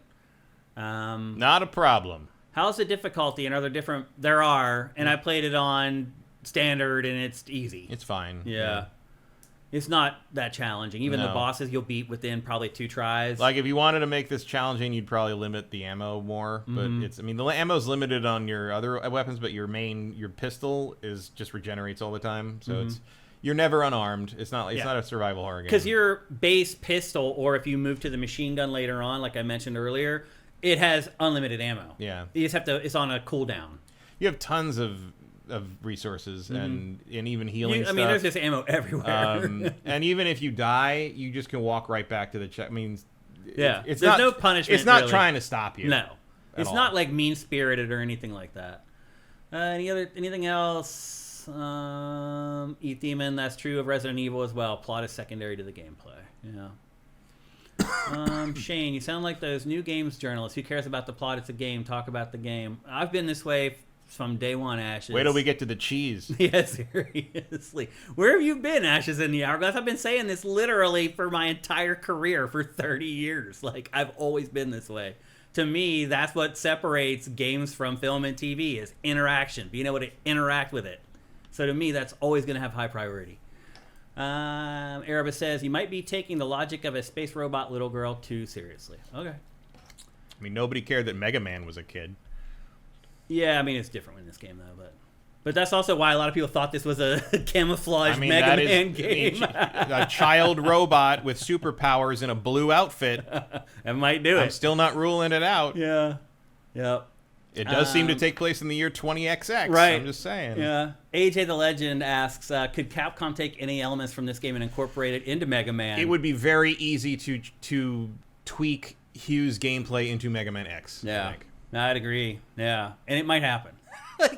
I do wonder if, after people started talking about Mega Man in this game, if Capcom wasn't like, damn. This would be a very good basis to try to do a Mega Man 3D a reboot. Yeah. I'm sure Capcom was like, damn. Because now they know that people would have been open to this being a Mega Man game. Because Capcom's probably afraid to do too much crazy stuff with Mega Man. Because, it won't be Mega Man. The fans will revolt. Now they know, hey, you actually have a license to do something cool with Mega Man if you want to. It can be a totally... I mean, you could either reboot Mega Man X and kind of retell the story that way with, more serious sort of, not photoreal, but, you know what I mean? Yeah.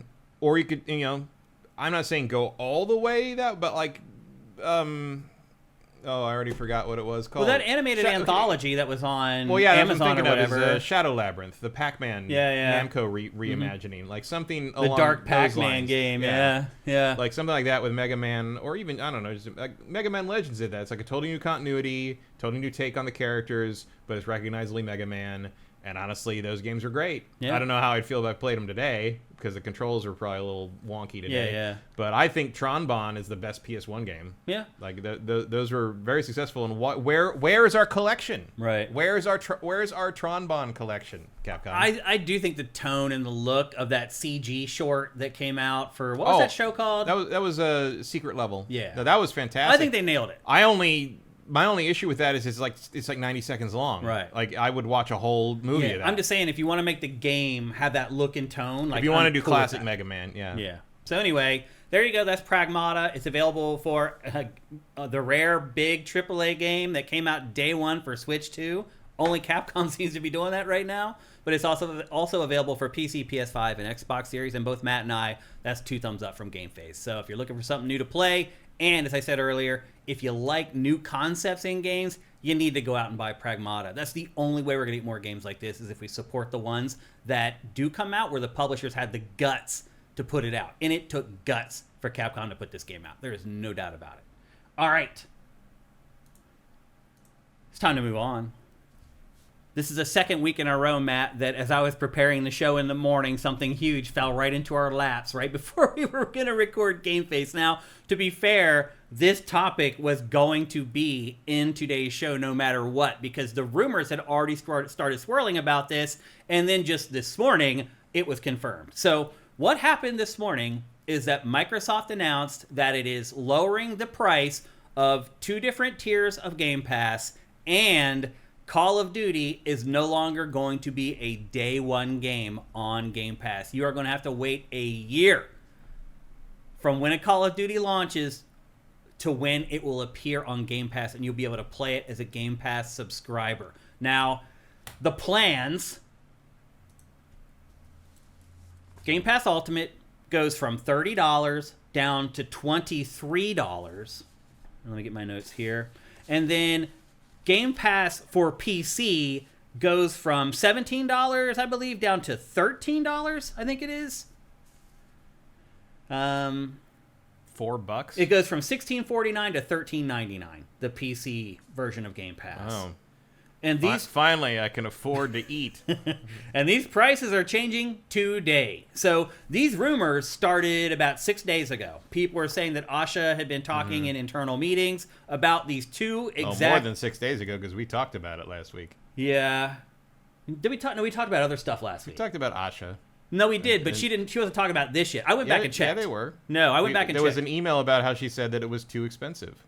Right. Yeah, I mean, but... No, you're right. That's true. That email didn't come out, but the Call of Duty stuff hadn't come out yet. We talked about the Call of Duty being taken off Game Pass. I thought we didn't talk about that. We absolutely did. Really? Yes. Because I checked the date on those announcements, and it was the day after the show happened. We talked about Call of Duty no longer being on Game Pass. We led with Xbox last rumors week. About it. And I went through our rundown, and it was not in there. Chat. I mean, you may be right, but it's not in our rundown. You got to scroll to the bottom. It's paused. Chat, help me out here. We talked about 4 things with Xbox last week. Neither one of those were in the rundown. We talked about Call of Duty not being on Game Pass anymore. Okay. Well, anyway. Not that like it was confirmed totally, definitely going to happen, but that it was something they were considering. Interesting. I wonder why it wasn't in the rundown then. See? Cinetype says I can confirm the new price is already reflected in my account page. Yeah, they're saying that we did. Interesting.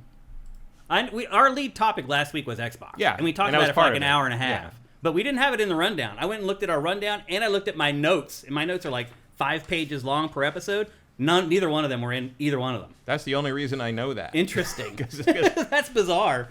So anyway, well, now we have I had not heard the Call of Duty being taken off of Game Pass thing before you brought it up on the show. Interesting. So. Okay.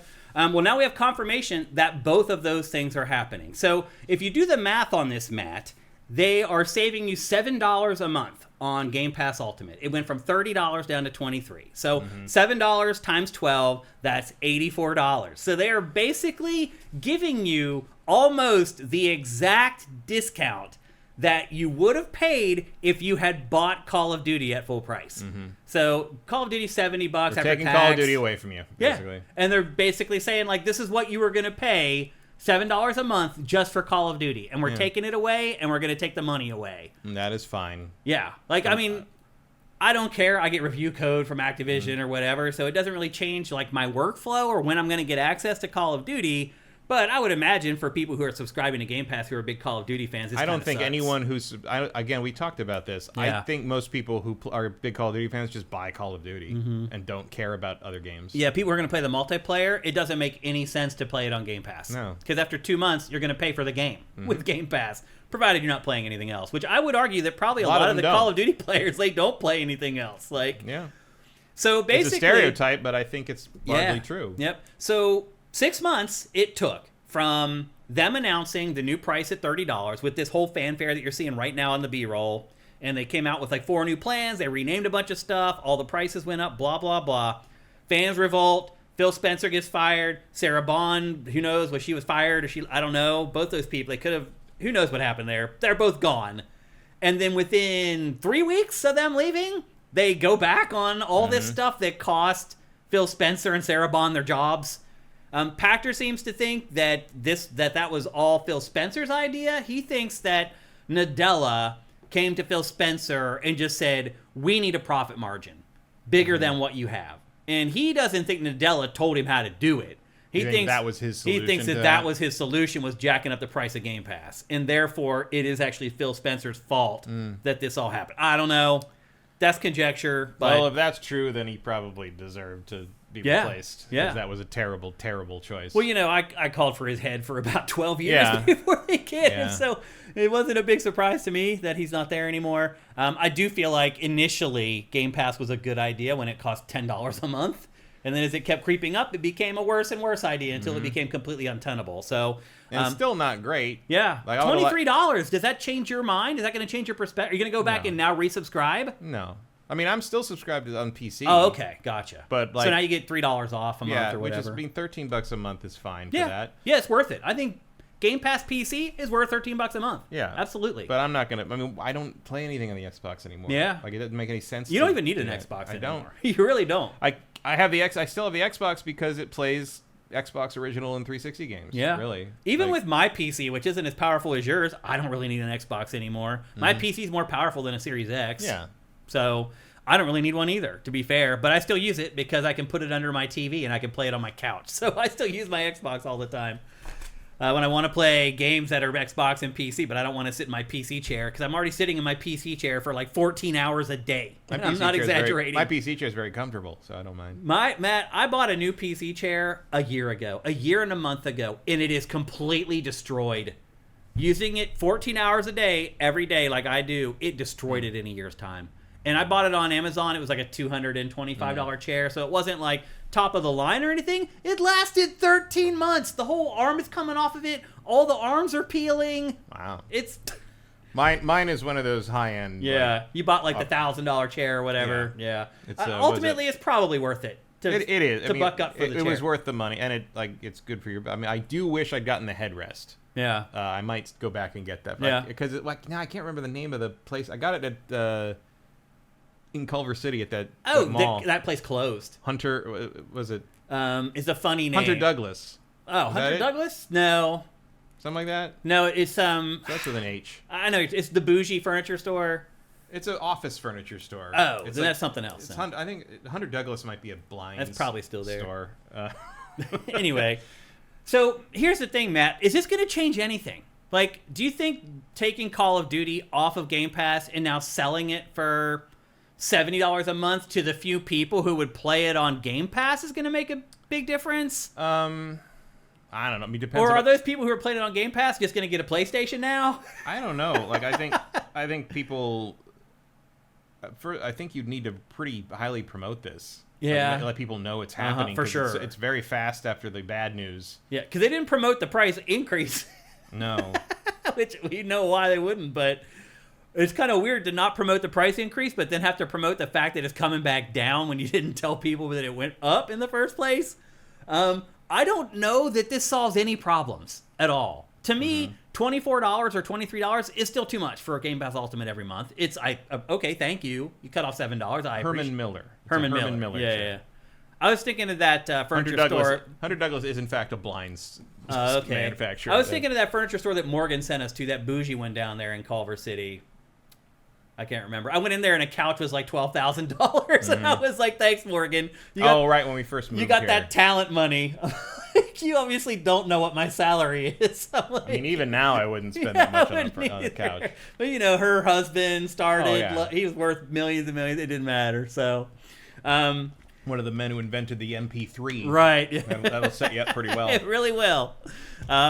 So anyway, I don't see how this helps Microsoft and Xbox in any way, other than PR maybe. People are like, "You're trying to help us out now," but I guess it helps to take back the move that screwed you up before you start trying to do new stuff as the new boss. But they didn't take it all the way back, because it went from 20 to 30, and she only brought it back down to 23. Well, inflation. Yeah, I mean, fair enough. Honestly. It's been like what, 3 weeks? Yep. That's where we're at.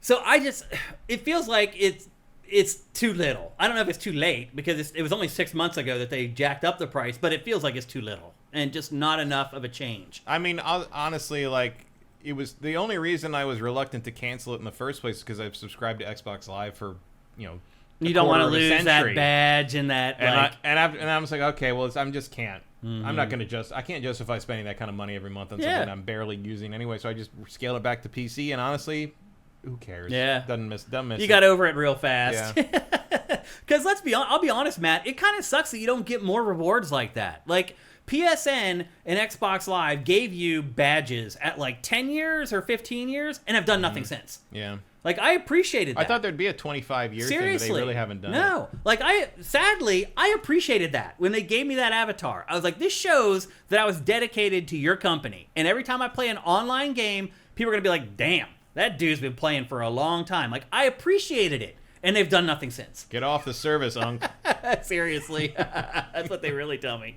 And then I whoop their ass at Rocket League. I wish those kids knew how old this guy is that's whooping their ass at Rocket League is. I really do. Because they're all like 12, and they think everybody who's over 15 is an idiot. So, but anyway. Some of the Godzilla players have been shocked to know how old. Oh, really? I was like, what? I'm like, yeah, you got beat by Grandpa, son. Let's talk about Call of Duty now. What is the purpose, really, of taking Call of Duty off of Game Pass? To make money. But if you figure, okay, what are they going to gain? They're going to gain people who will now buy Call of Duty at full price on Xbox. That's the only change. Yeah. And no one bought their console, and no one's going to buy their next console. And so what advantage does it give you? More money. So do they think that the people who were pledging on Game Pass or were subscribing to Game Pass? I think the assumption, or the probably their internal data, is that not a lot of people subscribe to this to play Call of Duty. Yeah. And so why give it away? Really what they did is they raised prices on everyone who didn't want to play this Call of Duty thing, which is probably why they were justifying raising the prices in the first place. Mm-hmm. So if it wasn't adding any value to the general subscriber base, why keep it? I mean, that makes sense, because let's be honest, most of the people who would be willing to spend even $20 a month on a game subscription service, they're not the Call of Duty player. Yeah. Well, they're otaku. It's not on the same level of things either, but it's like, this is a game that people generally do not have a problem buying. Right. Like, so why, you don't need to give this away. You're not like hurting for people to like get in on the Call of Duty train. Right. Like, people buy this game every year just fine. It would be like putting GTA 6 on Game Pass. Mm-hmm. Like, why? Yeah. Like, you don't have to there's no reason for that. Like, you could get more money out of people by just having them buy the product. Yeah. Like, you don't need that. I mean, the people that subscribe to Game Pass are people who hate Call of Duty. Yeah. I mean, they hate it. They think it's ruined the industry. They give me crap because I enjoy it and I play it. I've been dealing with it for the last 20 years. Like, there's a group of people that hate Call of Duty. It's a lifestyle game, as they'd say in the board game space. It's something you play all the time, every day. Mm-hmm. It's one of the things that defines the hobby for you. And Game Pass is not a service that caters to that person. Nope. Because Game Pass is for people who like to play a bunch of stuff. Yeah. The Call of Duty player does not want to play Mouse PI for hire. It does not want to play replaced. Maybe they would, but they don't know. Right. They would never try. Because they're just going to play Call of Duty tomorrow. Play Call of Duty. Why would they're going to get that. They're going to be really upset that the shooting mechanics don't work the same way and don't feel as good, and then they go right back. They'll go right back. Oh, you can't shoot. Oh, the other mice aren't real people. Fuck this. Or you can't aim down sights. That is true. It's a bit of a boomer shooter. It is. So I really struggle to see where any of this is going to help Microsoft in the long run. Again, PR-wise, I think it helps because people are really down on them for irrationally jacking up the price of the service, and now it's down to kind of reasonable, but that's not good enough either. Like, at the very least, it's not enough of a drop to like make people go, oh, okay, I'll come back for that. But like $7, like you couldn't do 10. Like you couldn't just do 10. It's like I said, literally almost the exact amount of money you will spend on Call of Duty. Yeah. I mean, it's a little transparent. Yeah, but I agree, Matt. Like if they had gone back to the 20 and said, you know what, we're just going to wipe out that price increase from 6 months ago. We're going to retcon that. And we're sorry, and that was a mistake, and we're going right back to $20. Matter of fact, if you paid that extra for that month, we're going to give it back to you in Microsoft We're going to give credit. you 2 months free Game Pass. 2 months free. Yeah. But no, that's not what they did. There is a world where there's a make good on this that makes sense. And Microsoft they didn't failed. do it. Yeah. So, again, I'm glad that they're trying to do something to salvage it, because I do feel like I think it indicates that the new leadership is aware of the situation, at least, even if they're not finding a way to rectify it very effectively.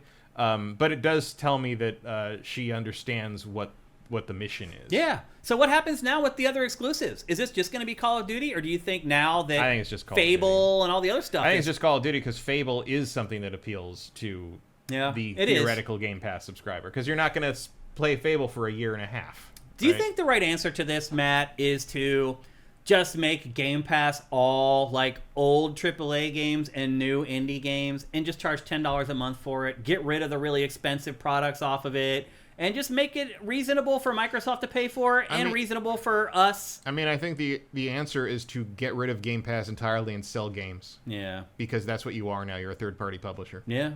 Yeah.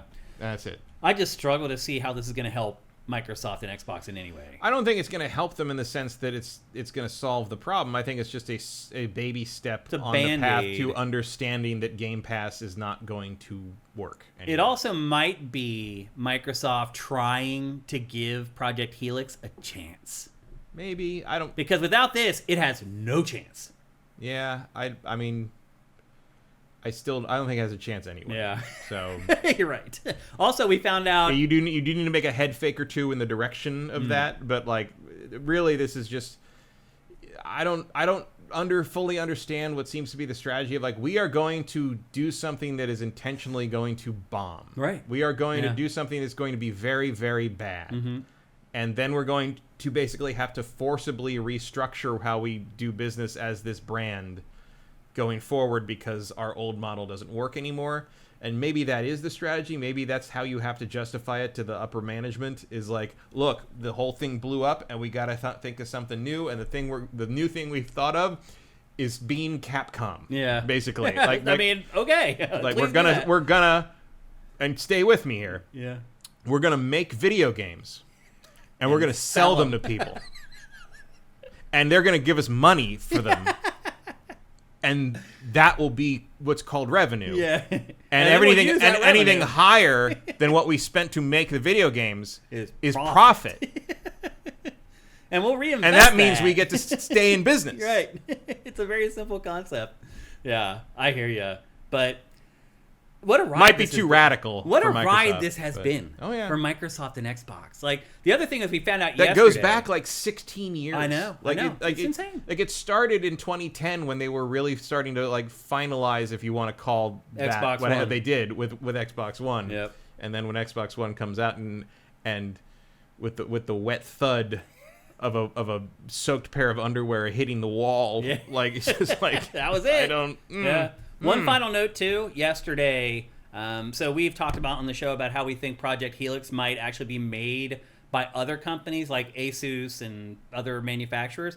So Microsoft has caught wind of this, and one of its employees issued a statement on Twitter yesterday saying that Helix will be a first-party Microsoft product, but we will sell the processor and other components to third parties. So basically what Microsoft is saying is that, like, we are going to manufacture Project Helix, but so are these other guys. Yeah. So really the only really it's just the logo. Yeah. You can buy a Project Helix Yep. elsewhere without the Xbox logo on it, probably for cheaper. Yep. Yeah. So you won't have the OS in it. It won't have the Xbox logo on it. But I don't even know why Microsoft would even bother with consoles at all. It just doesn't make any sense. The only thing, the promise my was only made. my only theory is that thing about, like, they have to crash it to be allowed to rebuild it. Because right now you're still slapping Band-Aids on the side of the water tank as it springs leaks. That's what this is. These are Band-Aids. Yeah. Like getting rid of Call of Duty on Game Pass, lowering the price a little bit, Band-Aids, that's it. Yeah, they're not going to change anything meaningful. Like, there's only so much Flex Seal in the world, boys. Like, I don't know if this is going to work. All right, let's see if you guys have any questions about this or comments. As always, make sure you go at SIFTD Games. And I see someone did that on YouTube, so let's head over there. Dragon969 Reviews. Now remove the useless Fortnite stuff and drop it to the PC Game Pass price. I don't think the Fortnite stuff is jacking it up that much, like an extra $10 a month. Yeah, I mean that's $10 a month. That might be where that extra $3 goes. No, you're right. I mean, it might be worth $3, Yeah. but I think the spirit of your comment rings true, which is like, cut the chaff, get rid of the crap that we don't care about, and just give us the games. Like, if you really are having to up the subscription price to cover, like, some weird, like, thing that only benefits one audience, stop it. Yeah, That's not what this needs to be. It needs to be the one size fits all.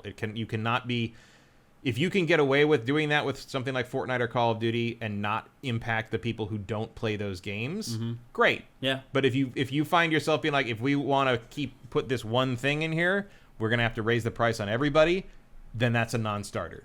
That's a good way to look at it. Otherwise, you're not running the service that you said you're running. Yeah, that's true. Explore4938 on YouTube says, this price change might be enough for me to hop back into Game Pass. Glad they did it. Okay. So I mean, it's better than nothing. I mean, it did move the needle for some people then. Yeah. Eth Demon says there's internal talk of going back to exclusives too. Yep, there is. That was... Did we talk about that last week? Not a whole lot. Yeah. Because, like, we talked about what would you keep exclusive, and, you know, as always, I'm like, if you want to be super ruthless about it, Call of Duty. Yeah. Once that contract is up in another year or 2 years, I think it was. Yeah. Don't renew it with Sony, and if you want to play a Call of Duty, you got to have a PC or an Xbox. Yeah. Like, you want to go hard line Someone may with take it? him to court over that, though, because they said in court that they would not do that to get the sale to go right, through. but the contract is over when it's over. Yeah. And at that point, you can do whatever the hell you want with the thing you own. I think Sony would take him to court, though. They would, but Yeah. they'd lose. Would that be antitrust or something like that? Yeah, but you can't antitrust a game. Yeah. It's like saying that Disney has a monopoly on Star Wars. Right. Like, Yeah. just make your own fucking shooter, dude. We saw you try to do that Yeah. back in the day, and it didn't kill zone out too well for you, I mean, did they it? said that in court, didn't they? They were like, you guys tried to make your Yeah, own shooter. You they just did. couldn't do it. Like, Yeah, you're in here because you know You couldn't do this it. is a better use of millions of dollars in legal fees than millions Actually of dollars making in the making game. Killzone 5 or which whatever. could have been your own IP Right. that you could control. Right. Yeah. But Sony deals with other people's property for the most part. Call of Duty and Spider-Man. Yeah. Eth Demon says, I mean, Xbox is third, but they are still about 23% of the console. I don't think so, brother. I don't think they're 23% of the console space at all. You figure, so if you add up, PlayStation 5 is sold over 100. Let's just say it's sold 100. Switch 1 sold 160 million. Switch 2 is already at like 30 or 40 million. Like, even if they sold 20 million Xbox Series X, which they haven't, but even if they did, that's like 4 to 5% of the market. And even then, you're talking about so much overlap Yeah. that, like, I think a good chunk of the overlap population could let an Xbox go as part of their gaming diet and not really notice it that much. Yep. Again, the only reason to own a console is exclusives. It really is. Yep. And since Xbox has kind of given up on that, what are we doing anymore? Silkshake asks, and I don't know the answer to this, actually. Do they still not let you buy a year for a cheaper price, or is it strictly monthly? I don't think they do. I don't remember a yearly option, but I might be wrong. And I don't remember seeing yearly cards when I was shopping over the holidays either for my nieces and nephews. I remember month card. I was Yeah. like 3 and 6 month cards. Yeah. So I don't think so, but I'm not 100% on that, so don't quote me. I remember 1, 3, and maybe 6 month cards.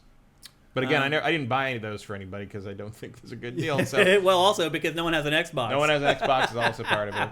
Big Smoke 82 says, I think they originally just wanted Warzone, But by the time the deal had went through, the bubble had bust. Yeah, that could be. Yeah. Let's see if we got anything else. But there will come a day when Microsoft can legally make it exclusive if they want to. I feel like that wouldn't be a great idea. I feel like you just piss people off. I think at that point Sony probably could put out whatever the hell they came up with and call it like line of service or something. And like, I mean, I don't know. And that would be that. Yeah. Ammo Clip 20, thank you for subscribing at Tier 1, man. Appreciate it. Like Medal of Honor? I don't know. Vincent says, I thought they agreed to 10 years in court. Maybe. That deal. I mean... as I recall, the deal was for... I think the deal they had with Activision was for 10 years. Yeah. But they were like 5 or 6 years into it. Yeah. I might be wrong on that. But Arab has asked, how can Sony file an antitrust lawsuit while it's in the middle of wiping the floor with Xbox? That would also be considered. I mean, but truth be told, either you broke the law or you didn't. They're not going to care who's... Well, they may care a little bit. But the law in terms of antitrust is very malleable. It is. So it kind of, again... It's an IP. It's not, they don't own the copyright on first-person shooters. They just own this one popular thing. Yeah. Like that. There is no way to legally argue that is antitrust. Yeah. There's literally zero. Yeah. Like otherwise, you could say that Mickey Mouse is antitrust, or right. Spider-Man is antitrust, right. or Superman is antitrust. Like, it's simply not true. Yeah. Toon Medic, thank you for Twitch Prime. Good to see you. I haven't seen you around for a while. Hope you're doing good. Congrim 1, at this point, I think it's just sunk cost fallacy. That could be. Yeah, I mean, that's really kind of what we're probably thinking about right here. And like, how do you, I mean, if you're at Microsoft, how do you envision a Microsoft with no Xbox anymore? Yeah. Like, it's been part of the company's DNA for a quarter of a century. Yeah. And I mean, Microsoft was only around for what, 15, 16 years before that? Something like that, yeah. So, it's been a part of its DNA for a long time. Xbox has been there longer than it hasn't. Yeah. So Million Miles Away, thank you for Twitch Prime. That's awesome. And remember, nobody running that company are the people who founded that company. So there's an element of like, can I, as someone who didn't found Microsoft, make such a drastic change as to eliminate a division that Bill Gates himself mandated exists? Like that's probably a tough. I'm sure. Bill, when you're answering to the shareholders and they're like, you know, why did you do? You know, there's a whole lot of legacy there. I'm not saying it's correct or smart, right? But it is what it is. It's the politics of that are real in that situation. Yep. Cinetike says, I've enjoyed the value of Game Pass on PC, even at the higher prices, but it seems like I'm in the minority. I don't think you are. I mean, back when Game Pass PC was $11, it was like the best deal in gaming. It's still only $13 now. I didn't get rid of PC. Yeah. Like, it's still, for $17 or whatever, it's still pretty solid. I think Cinetike is great, man. Yeah, I think Game Pass PC is a great deal still. Switch 2 is not at 30, 40 million. It's just 17. It's more than 17 million. Vince, and occasionally you'll see deals from Wario 64 that are like 3 months for slightly cheaper, but nothing that big. Yeah. Times Any says they stopped doing the year cards around the pandemic. Thank you for that information. Retro Modern Gamer says they could have Bungie make a COD ripoff. Yeah. They could. Duty calls. They should. I mean, they should be doing that instead of making an extraction shooter. Call it a ring-a-ding-ding. It's duty. Erebus says or asks, you think in today's political environment the American FCC is going to find against an American company in favor of a Japanese one? No. Yeah. No, for the next 2.5 years, no. Definitely not. And really ever. Maybe ever. Like, that's not going to happen. CIA FO914, thank you for Twitch Prime. Thank you for doing that for 9 months, man. It makes a difference for us. We appreciate it. Quickster, lots of questions about this.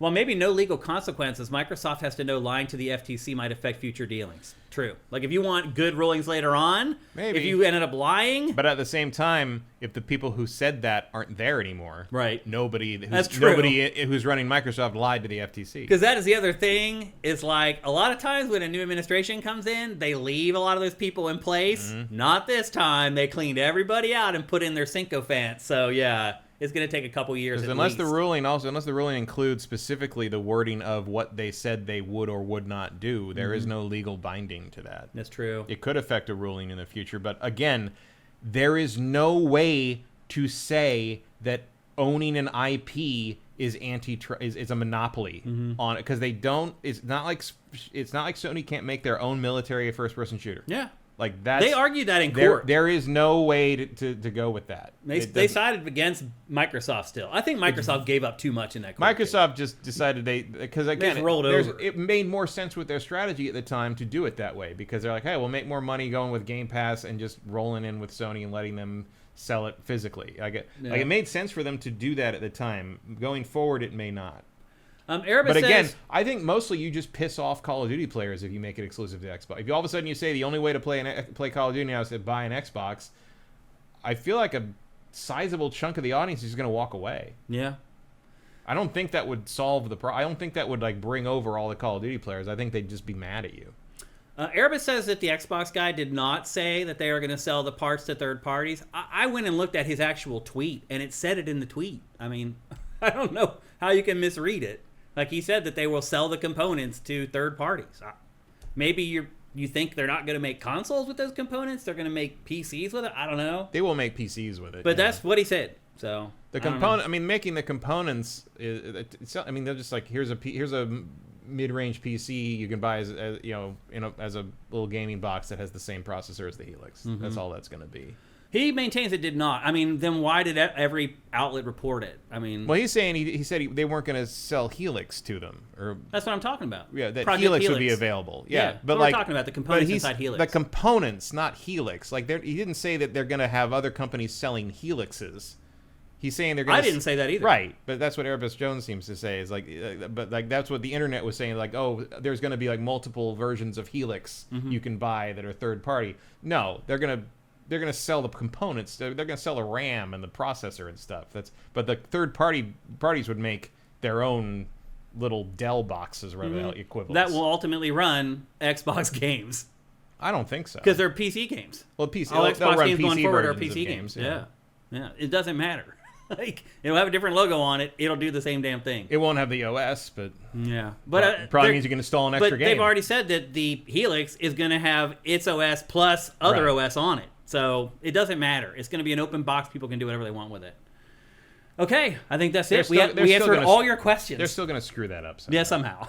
They'll figure They're going to put some weird limitation on it that makes it not interesting. Yeah. If it was ever interesting in the first place. Yeah. Lots of questions from you guys, and we answered every single one. That's what we do here on GameFace. All right, it's time to move on. We're going to talk next about a game that we've been hinting at for the last hour of this show, and that is a first-person shooter called Mouse, P.I. for Hire. It is, and I had never heard of this phrase until I discovered this game. I didn't know that it was called this, but apparently those early cartoons from the 30s are called rubber hose cartoons. Hose animation, yeah. Why is it called that, Matt? Because the limbs wiggle like rubber hoses. Interesting. They stretch and squash like rubber hoses. Okay, I should have figured that out on my own. How about right there, that opening cinematic where they have literally Steamboat Willie? Yep.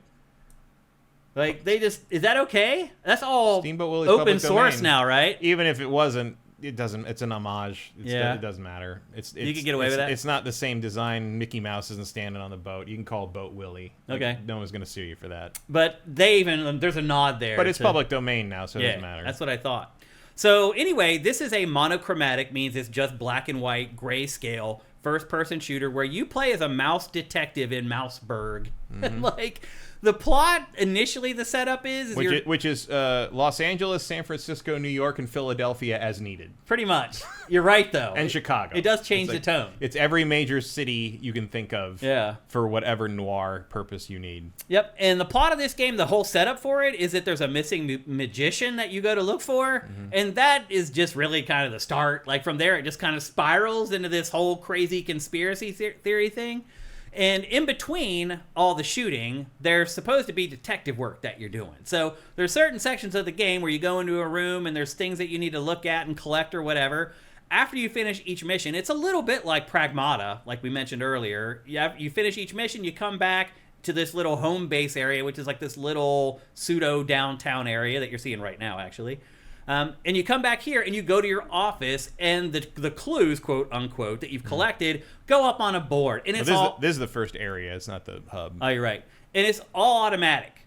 Like, You don't do anything with the detective stuff. Even the crime board in Alan Wake 2 was better. Was more interactive than this. Yeah. I was expecting to have it sound when you describe it in the little tutorial text. It sounds like you got to decide where things go. No. It does everything automatically. He makes a little comment about it, and that's that. And then it just sends you off into the next mission. So the design of this is very simple. Unlike Pragmata, the hub does not do much. About the only thing you can do there that matters is upgrade your weapons. You upgrade your weapons, and you can buy ammo. Right. You don't have ammo, but and then you talk to people. Why would you ever need to do that? Because there's ammo everywhere. Yeah, seriously. And then you can talk to people who may start the next mission. So a lot of times the people that you talk to in the hub area are the people who will say, hey, I need this thing done, and that will send you off into your next mission. Now, the thing about it is, this is different from Pragmata in that you have, this almost old-school Super Mario screen that you go to that's this little miniature version of the city. And it's pretty cool. It is pretty cool. And you can drive your little car around the city, and you can go and play any levels that are unlocked. Now, it is pretty much linear. You kind of unlock them in a sequence, and you just kind of play through them. Well, also, they lock again after you leave. Right. It's oh, you can't go back until later that you get more freedom. Yeah. But early on, it's oh, I can't. I thought I was going to be able to go back to the opera house whenever I wanted, and now you cannot. They literally force you to keep going forward in this game. Yeah. The other thing I would say, too, is kind of similar to what I said about Pragmata, is that this is a full-on game. This is also not like a 5-hour proof of concept. Play a black and white first-person shooter with Mickey Mouse. No, once you see that map, you're oh, there's okay. 20 places. Yeah, I did not finish this game. I finished Pragmata. No. I did not have enough time to finish this. I mean, I got pretty far into it. I'm probably 7 hours, something like that, into it. And initially, this game is so easy. But then you start fighting bosses. It's a little bit like Cuphead in that way. I mean, not just for the looks, obviously, the cartoony look. But Cuphead was kind of like that. The base game wasn't that hard to get through, but then you get to a boss, and it's, impossible. You have to fight it a bunch of times. It's not quite that difficult, but, the 5th or 6th boss in this, I had to fight it, 5 or 6 times to beat it.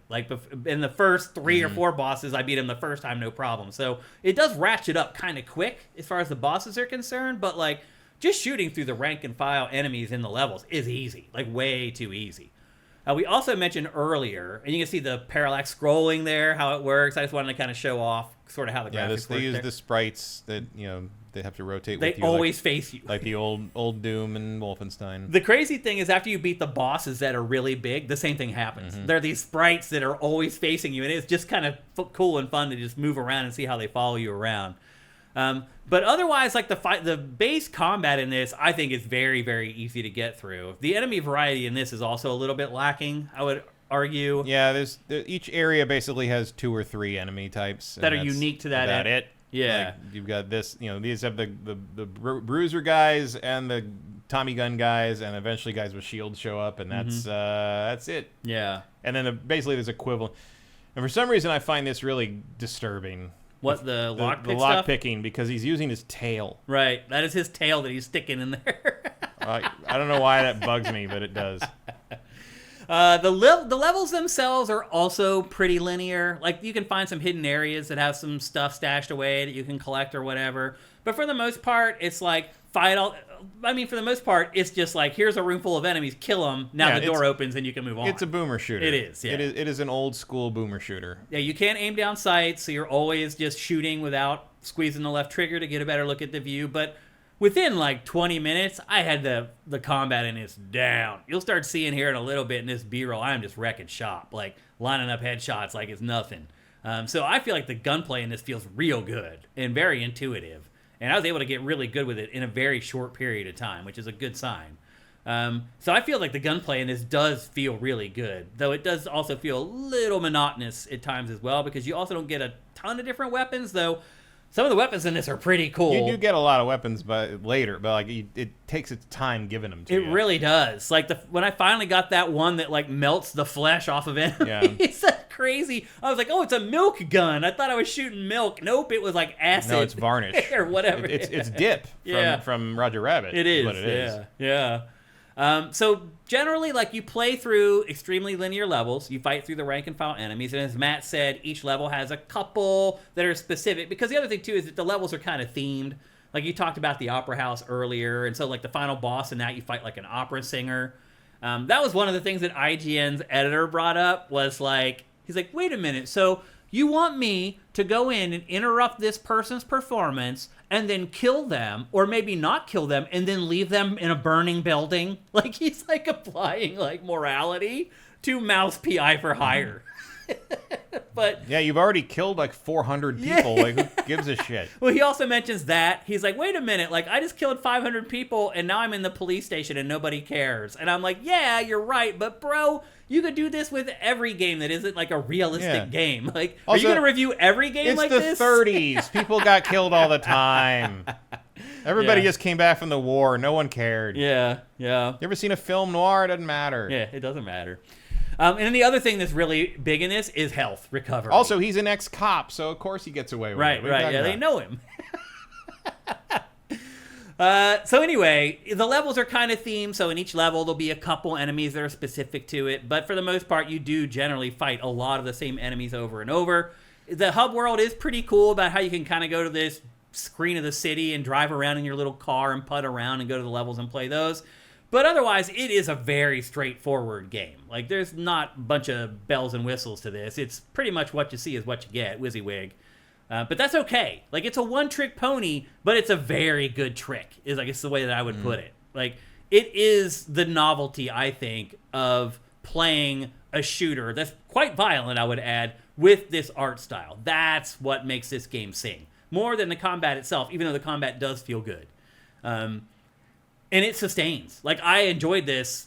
I'm not ready to quit playing. And again, I've played 6 hours roughly or something like that, and I'm still raring to go. Like, it has not worn out its welcome with me yet. But it is a pretty simple game when it's all said and done. Mm-hmm. And the combat feels good, but you're doing a lot of it, so it better feel good.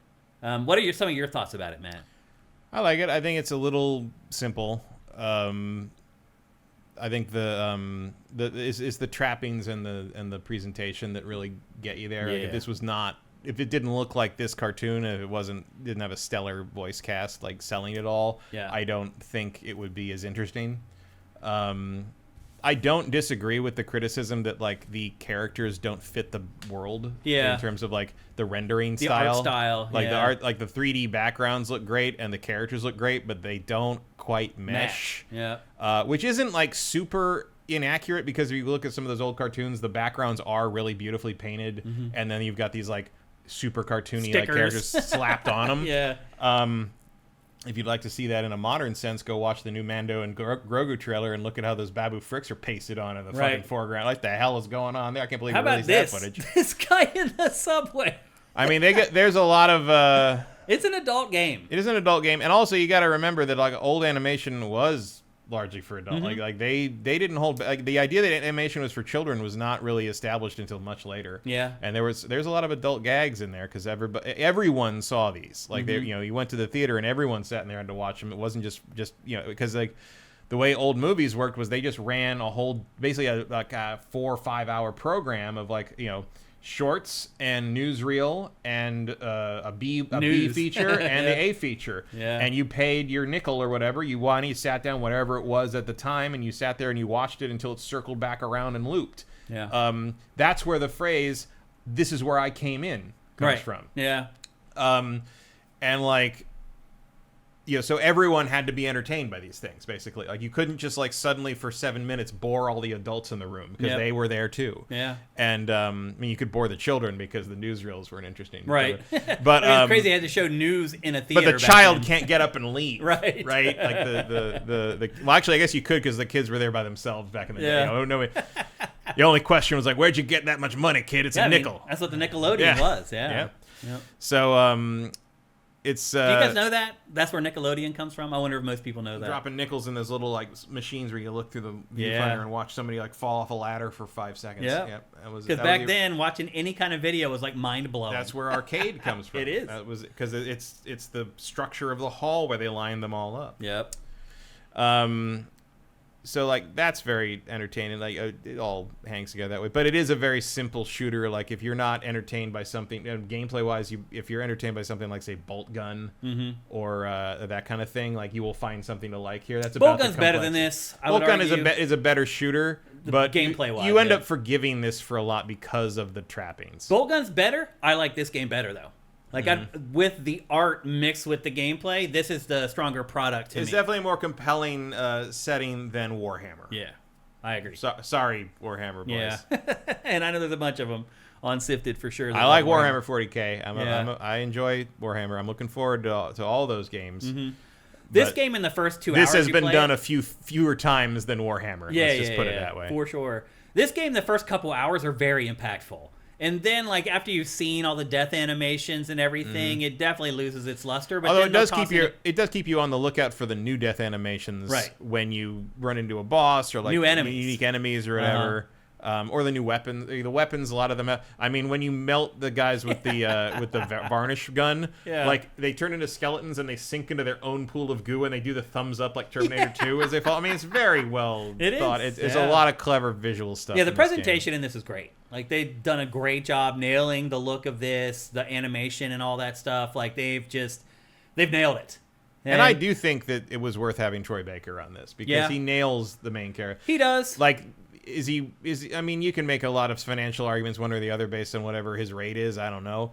But I will say that he sells the main character is the one who has to sell the premise the most. And he sounds exactly like someone who stepped out of a stereotypical gumshoe yarn back then in the pulp noir era. Yeah. And it would have been very, very easy to have a voice actor who did not sell it like that. And so he can put the perfect voice on. He gets what it is. He understands what it's going for, and the whole cast is fantastic. The whole cast. I was impressed by the I can't remember his name. It's Stilton, the mayor candidate. The character has like a stammer, and like it makes him feel completely real. And really the voice actor is nailing how it sounds. And it's not for comedy. It's not like a Porky Pig. Like That's just legit. What he sounds like. It sounds like a legitimate, and like you remember him because I remembered who he was because he sounded like an individual character, which is a really impressive thing. I mean, again, not something you see every day. And the fact that the developers were willing to give the voice actors the freedom to kind of create that is also an indicator. Like maybe they hired Troy Baker because they understand they wanted the best because they valued that part of the game, and they should have. Because that is the game. Yeah. Like, that really is the crux of the game. Either you're going to get into this art style and these characters in this world that they've created, or you're not. And if you don't, you're going to find that it's a very generic first-person shooter that doesn't have a lot of depth. So I would argue that it's very easy to figure out whether you should buy this game or not. First of all, it's $30, so it's not a big commitment.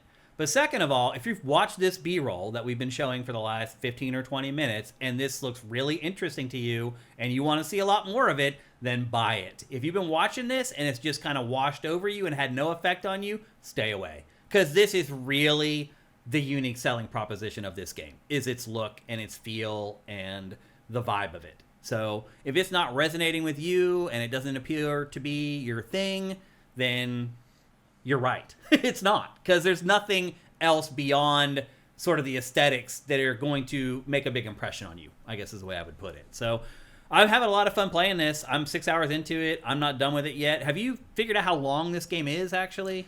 No. I don't know either. It's hard to gauge. But look, I had to pay for this myself, and I feel like I've already got $30 of entertainment out of it. The first couple hours alone, I felt like I was cool with spending the $30 because, again, there's just no other game like this. There's Cuphead, which is the nearest analog, but that's a completely different genre. So, yeah. I mean, there's value in this for sure, just from experiencing the art. Main story, according to How Long to Beat, main story 10.5 hours, completion is 20 hours. Wow.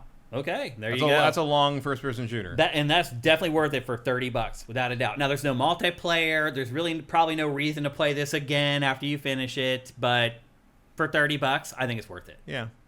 So I am okay recommending somebody buy this game for $30, provided that they check a trailer out or watch this first. And if you like what you're seeing, go for it. Yeah, there is no deception in what you're watching here. This is what it is. Yeah, you're not going to buy it and then go to play it and be like, this isn't anything like what I thought. It's exactly what once you get used to not being able to aim down sights, you're ready to go. Yeah. And this is an example of what I was talking about earlier of like, hey, maybe it's a better idea to start making shorter games that are like 10 hours long so you can do cool stuff like this. And if it doesn't hit and maybe you don't quite make all your money back, that's okay. Because you didn't spend $300 billion making the game. You spent like 20 or 30 million on it. So this is a good example of that, where you got a 10-hour game that's really striking and unique, but you probably wouldn't spend $200 million building a game that looks like this. Because the other thing I would say, Matt, is even in 6 hours, the grayscale does start to get a little monotonous. Like, one maybe cool thing that they could have done, and I realized that it wouldn't mesh with the whole rubber hose thing or whatever. One of the cool things that they could have done is, like, slowly start incorporating color into the game with each level. Like, now we're going to show all the reds. Now we're going to show all the blues. Now we're going to show all the yellows. And, like, slowly add color throughout the course of the game. That might be cool for the sequel or something like that. That would definitely be, like, moving into the 40s. Right. Would be a cool thing to do. Yeah. But I also, because, like, if they'd done that with this, it would have been too Cuphead-like. Right. Yeah. But I think because it has its own identity now, if you could do that and get away with it. Yeah. And it would be cool to see, like, you could move that forward and forward and forward until, you get to, you do enough of these games, you could do, like, a Disney Afternoon parody version. Yeah, you could do a different era every time. You could. Yeah. Because there's a point at which you could just kind of do Darkwing Duck and Gargoyles. Yeah. Right? Like, there's room for that. It's true. Yeah. It doesn't have to be the same film noir. I mean, the next one could be a World War II. It could be Call of Duty, like a Medal of Honor with, like, cartoons, because they were cartoons for that too. Cinetike says maybe some sort of LSD power up that give you colors temporarily. That's something. That's a great idea. Once you hit the 60s, you get this Yellow Submarine game. Yep. One thing I can promise you is that you've definitely never played a game like this. Even if you've played Cuphead, this is completely different and something unique. So one thing I didn't realize until after I'd already finished this boss, you're supposed to go press the buttons. What buttons? On the walls. Oh, I didn't know. Look on the wall. When she gets in the center, it lights up a white hose. And after the fight, I was like, looking. I'm like, what are these buttons for? And I'm like, oh, no wonder that took so long. I didn't. Like, I never used them either. No, and I just blew her up with TNT the whole time. And That's hilarious. Yeah, that's what you're now supposed I to see do. the buttons on the walls. I didn't even know. Yeah. So what? Would it disable one of the I have lasers? no idea. I didn't do it. I didn't notice until after and now watching the B-roll, I'm like, I was right. That's what it does. Because look, she's activating that one button. You hit it and probably like blows her up or something. So you're not using like 4,000 shots on her. That's crazy. I had no idea. I thought this fight took too long, and I'm just like, oh, that's why. Well, it does show you that you can beat bosses in multiple ways in this game. So there you go. There's a perfect example. You can do it the way they designed it, or you can do it the dumb way like we did it. So there you go. Yep. Because I thought the point was like you wait for her to drop those bombs and blow them up while she's in them, and that hurts her because it does hurt her more when she's in the explosion radius. Yeah. But clearly there's another way to, you don't have to stand there dodging those lasers the whole time. You can just hit a button. Look at me going crazy. That's hilarious. But I beat it, damn it. One way or another, I beat it. All right, well, there you go. That's Mouse P.I. for hire. That's 2 thumbs up from us. Yeah. Yeah, I mean, I totally recommend that game at $30. There's just nothing else like it. And again, as I said earlier in this show, like, if you want new games, unique games, you got to support the good ones that come out, and this is another good one. And that's just kind of a theme with this episode of GameFace. For whatever reason, it's worked out that way. Let's see very quickly if you guys have any questions or comments about the game. Let me bring it up, actually. Make it easier to read on our TV screen here. Dragon969 reviews. Now remove the useless Fortnite. Oh, that's from earlier. Devin Danger says, now we need a German expressionist adventure game. That would be very crazy. I think that would be a good way to do like a Cthulhu game. Yeah. It would be tough. Yeah. But there's a realm where like you do like a Call of, because that was the they did that independent silent Call of Cthulhu adaptation movie a few back maybe it was 10 years ago now. Yeah. But it's done like in black and white, silent, like all. I mean, it's done very German expressionist because that was the style of stuff like that at the time. Yeah. I think a game that tackles that would be an interesting. I mean, I don't know if it would sell, but it would certainly get people's attention in terms of like looking different. Yeah. Erebus Jones says this looks really good, but it's a Game Pass game for me. I can wait. Ethiman says of the two, I chose Pragmata, and that was the right choice. However, I mean, there's a big disparity in prices there. Pragmata's $70. This is $30. They're about the same length, honestly. So, where did Gumshoe come from? That's a term that nobody really knows exactly where it came from, but the general assumption is that it comes from like the idea that it was beating the pavement. You walk in the streets and you get gum on your shoe, basically. Yeah. Or the other option is that they would wear, because PIs are always like shoestring budgets, basically. They're wearing cheap shoes with rubber soles. gum rubber soles. Back in the 70s, gumshoe soles were a big deal. Yeah. I think my first pair of shoes had gumshoe soles. But at that time, in the 30s and 40s, it meant you couldn't afford real shoes. Right, with like leather or whatever. Yeah. Ethan says Pragmata is 60, not 70. Okay, thank you for that. Capcom sent it to me, so I didn't buy it, so I actually didn't know. I just assumed it was 70, so it's kind of nice, actually. No, it's 70 if you want the deluxe thing with the extra costumes and the art stuff. It's cool that Capcom gave people a $10 break on that, because it's honestly just as long as Resident Evil Requiem. It is. Probably costs as much because they had developers on staff for how many years? Seriously, I'm surprised they gave people a discount. So that game was delayed 4 years. I know. Even more reason to support Pragmata. Right there you go. Silkshake says it's 45 here. So 45 euro where you are. Isn't it 50? Wait, what's he asking about? Pragmata? Is he talking about Pragmata or is he talking about Mouse PI for hire? It's 30 here. I bought it. And I know it's 30 bucks. Is he in Japan or is he back in Ireland? I think he's in Ireland, isn't he? He was in Japan. Oh, that's right, actually. He was working in Japan. I don't know. You should be able to answer that, Silk, not us. I would hope he knows. Yeah. So. But and Saboteur adding color when you liberate the areas was a cool little gimmick. All right, we got to move on from Mouse PI for hire, but that's 2 thumbs up from GameFace. Next up, we're going to talk about The Last of Us Part 3. First of all, did we even mention on GameFace a couple weeks ago that Neil Druckmann started hinting at The Last of Us Part? I think we did. Well, now more information is starting to come out about The Last of Us Part 3 because former Naughty Dog employees are starting to talk.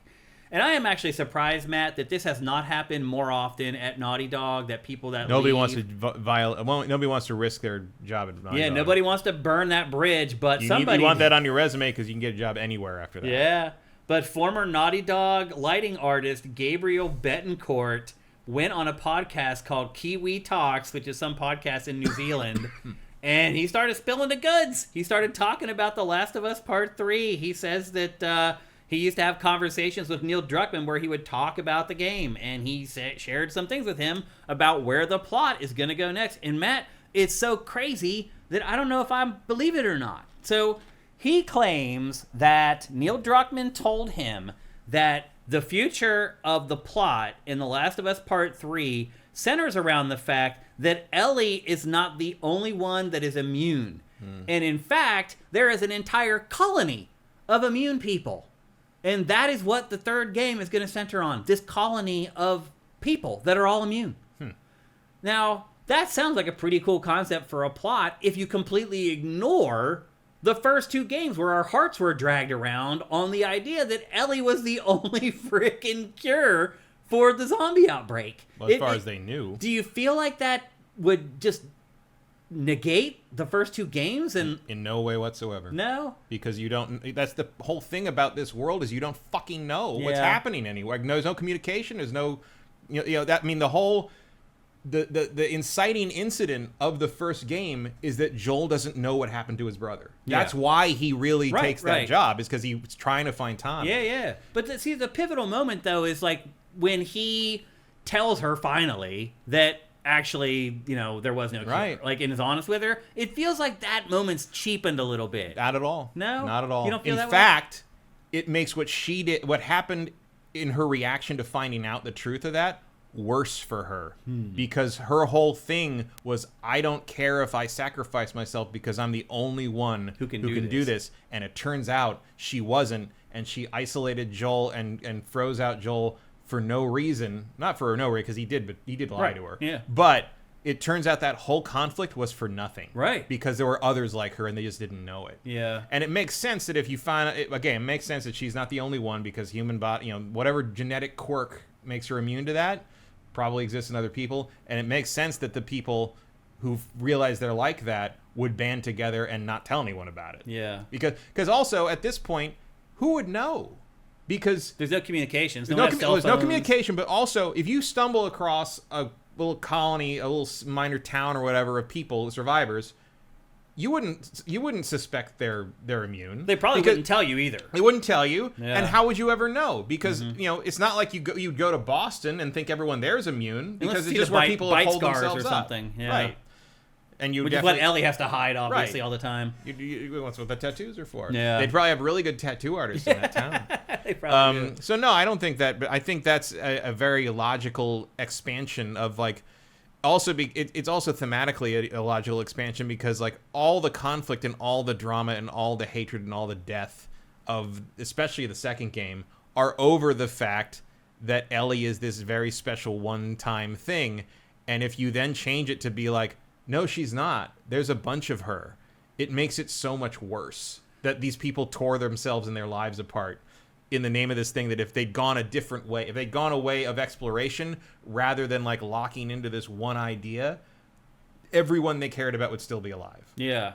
I know, but I don't know if I like that. Like, well, again, the execution's gonna matter. Yeah. So, I mean, that's the elevator pitch. So, like, you can't tell anything from that because the elevator pitch for Star Wars is terrible, but and the first cut of Star Wars is terrible. Yeah, it is. But the final movie of Star Wars is fantastic. Yeah. Because a good editor got her hands on it. Yeah. So, you can't really judge that from that. I believed that I've always said that the follow up to that is going to basically be I would start from Abby's point of view because at some point living in that Firefly community in Catalina, it's probably going to come up that she ended up there because of this girl who was immune and her father who was a doctor you tell that story at some point, right? Yeah. And so she's still with Fireflies.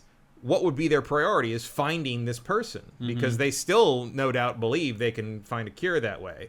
So I'm sure at some point she's out there trying to figure out where Ellie went. And logically you track Ellie. What happens to Ellie now? Where does Ellie go? Ellie's lost everything. Ellie's out there doing... Okay, you find her and she's running this like town. Like she's like the leader of this group.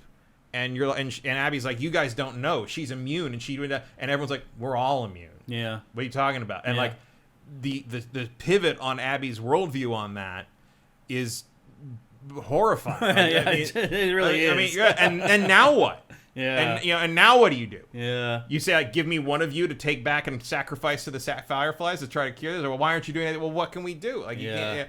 And like, well, he also killed all the Fireflies. Donate your body to science. Basically, like, well, they can't live forever, right? Yeah. So, yeah. But now, he did say something else to him as well. He said that the reason he wants to sort of go that direction, and this is a direct quote that he said, quote, "What I want to do is I want to tell a more sophisticated story with multiple characters and kind of expand on that." So it sounds like he's tired of making these sort of tight narrative games where it's just a focus on 3 or 4 people and wants to bring more people into the party. I don't know, but that would be probably a pretty good shift in tone for the franchise as well if you're kind of tiring of because it is a dark and kind of dreary experience typically. So maybe that could provide some levity a little bit. Well, the other thing is that like I would hope they'd address the idea that like by the midpoint, by the end of Last of Us 2, it really feels like humanity kind of has the upper hand on the apocalypse. Yeah. Like it feels like it's this just is an annoyance. It's pretty managed. Yeah. Like if you live in Boston, it sucks that you live under the thumb of the government there, right. Not that you live in a zombie apocalypse. Yeah. Like you don't really need to worry about that unless it's like brown recluses. You don't need to, don't stick your hand in weird dark spaces and don't go. Bit. Yeah, don't worry about it. Yeah. Bring your gas mask everywhere. Yeah. So like for a third game, you'd either have to really step up the idea that something happens to the fungus, because that would be what I would say is like, okay, what's the logical complication if you find a colony of people who are immune? Yeah. Something happens and they're not immune to it. Yeah. Like the fungus changes, the fungus evolves because that's what fungus, that's what it does. Yeah. And suddenly when these people has never had a problem gets bitten by a new thing and they turn. Yeah. And now what do we do? Right. So that would be the complication I'd expect there. And then that makes Ellie's importance less to Abby, which means you probably end up having Abby and Ellie having to team up against this thing, which is a very interesting pairing. That sure is. That's a buddy picture that neither of them want to be in, but they might have to be in. Yeah, and I want to watch. So that's all we got. And of course, the thing you encounter all the people that were there before, and you figure out what's going on. Where's the baby now, et cetera, et cetera. Yeah. So that's all we got, but that's a lot. That's some pretty big plot details for what they're thinking about doing with The Last of Us Part 3, combined with the fact that Neil Druckmann just mentioned a few weeks ago that he's starting to bang around ideas for the game. Feels like the stars are aligning. And Commander Fett's correct that the crazy part of the interview was with Gabriel saying that Hennig was kicked off of Uncharted 4 because Neil said the game sucked, which, considering how much Uncharted 4 sucked, it makes me wonder what her version of it looked like. Yeah. Man, I hate that game. I really do. I don't hate it. It's not as good as the first three, not but I still enjoyed it, though. Like, it does it. To me, it's like, because, again, I don't think Uncharted has ever had the greatest gameplay in the world. Yeah. But I'm pulled through it by the quality of the stories. Right, and the writing. Which is always Amy Hennig's writing. Yeah. And Uncharted 4 didn't have that. And it had Sam. Yeah. So that's like your double whammy. I've never finished Uncharted 4. Well, have you noticed that the Grappling Hook DLC wasn't for a good that idea? has become more remembered than the base game? Yeah. Because it was a more compelling story, better lead characters, and it hates Sam as much as I do. Like, the two girls, Chloe and the other girl, I can't remember her name, they both hate Sam. They treat Sam the way I treat Sam in my head. And I'm just like, yes, this is exactly, Sam is, they barely tolerate his presence. Yeah. And that's exactly what should be happening. Yeah. Both because he is a poochie. He's got that. That's like when Sam's not in the game, everyone should be asking, "Where's Sam?" Yeah. You know? And I'm supposed to suddenly believe he's been here the whole time and all this shit. And also, I don't like to see Nate kowtowing to his older brother like that because older brother's a dick. That's right. Yeah. Like, Nate, you don't need to do that. I know people do that with siblings anyway. Yeah. But like, Nate, you're a better person than he is. Yeah. You've already become that. You don't need this backslide like that. And I know that's the story. You don't have conflict if he doesn't betray Elena. Yeah. But I just don't believe the Nate Drake from Uncharted 3 would do that. Yeah. The whole thing in Uncharted 3 is like it's revealed halfway through that he's figured that out with her. Yeah, yeah. And like that's great. There's that whole moment by the fence or whatever. That is something that betrays what happened before. Yeah, yeah. So that's the thing is like I don't think that the colony of survivors betray, because I don't think Neil would ever betray his own writing. Nope, you would but not he will think. absolutely contradict someone else's. And that's what he did in Uncharted 4, and I don't like that. All right. Time to move on. Next up, we're going to talk about one of the other big game debuts from this week. That is Metro 2039. We mentioned it in last week's GameFace in the housekeeping that there was a big event coming for it, and that actually happened. And we're going to talk very quickly about this game because they didn't reveal all that much ultimately. They ended up putting out like a 6-minute trailer, and they put out a boilerplate press release that they sent me. I'm going to read some of that for you guys. If you don't know already, though, this is very high-tech mud generation here. Yeah, seriously. If you don't know already, Metro 2039 is a first-person horror shooter set in Moscow, Russia. Russia, yeah. Yeah, and is based on novels by the author Dmitry Glukovsky. And the big departure for this game, in prior games, the protagonist never spoke. And that was kind of a thing for this franchise because this is one of those franchises that is like show, don't tell. Like, as you play through the game, and that isolation and that lack of dialogue was part of the tension in the game. Now, they have gotten rid of that for this game. That's the trend of that is over. It's like people expect the main character to be a character now. Yeah. And so the main character in this is called the Stranger. And while they said that he doesn't talk a ton to other people, he constantly has an internal dialogue going on. So there's a constant narrative in the game. You can really only get away with, like, the silent character if you're, like, the Doom Slayer or something. You know, there's a reason for it. Yep. The plot for it, what they sent me reads, for a quarter century, the last survivors of nuclear war have been locked in bitter conflict deep in the metro tunnels beneath the poisoned city of Moscow. But this is no peace. Hunter's Novoreich regime rules through propaganda and fear, subjugating the population in the name of a new war for the surface against a dark and terrifying enemy. In the wilderness beyond the city, the reclusive stranger is haunted by violent waking nightmares. When the ghosts of his past force him out of exile, he must undertake a harrowing journey into the shattered ruins of Moscow to the one place he swore he'd never go, the Metro. And that's it. That's all they gave us in this trailer. Riding on the Metro. That's Berlin, right? That did that song. No, that was from the 80s. I want to say that was Blondie. And that was Berlin. Berlin? Yeah. That song, Riding on the Metro. Was it? Well, there's a girl singing there, so it has to be. It can't be the group. It could be said. Blondie. Well, but it's not her. It's a guy and a girl singing back and forth. Is it? Yeah. I don't remember that. Yep. You'll see. But anyway, that's all that they've given us on this so far. Matt, what are your impressions of Metro games in the past? Are you a fan of them? Yeah. I've never finished one. They're fine. Yeah, I usually make it about 3 or 4 hours in, and I give up. They're hard, and they're so dark and oppressive that it's hard for me to like put them down and then have that ping in my brain saying, "Hey, let's go play that game." Yeah, I just sort of I don't know. They're fine. Yeah. They're sort of like Stalker without the interesting parts. Yeah. Do you like Stalker better than Metro? Yeah, I'm not a huge Stalker fan. Yeah, I don't like either of them I find them both kind of tedious, but like, I don't know. The imagery in this is interesting, but I don't know if I'm going to be able to force myself to play through it too long. Yep. Slagathor says the short film is more of a mood piece. I wasn't familiar with the Metro franchise. I would have thought this was a student film with an unusually high budget. Definitely doesn't seem like a video game. Yeah. Mm-hmm. So that's the thing. Like, the trailer that they put out isn't even really a trailer for the game. It's more of like a CG setup for what the game's going to be. And then at the very end, they literally show like 2 seconds of gameplay.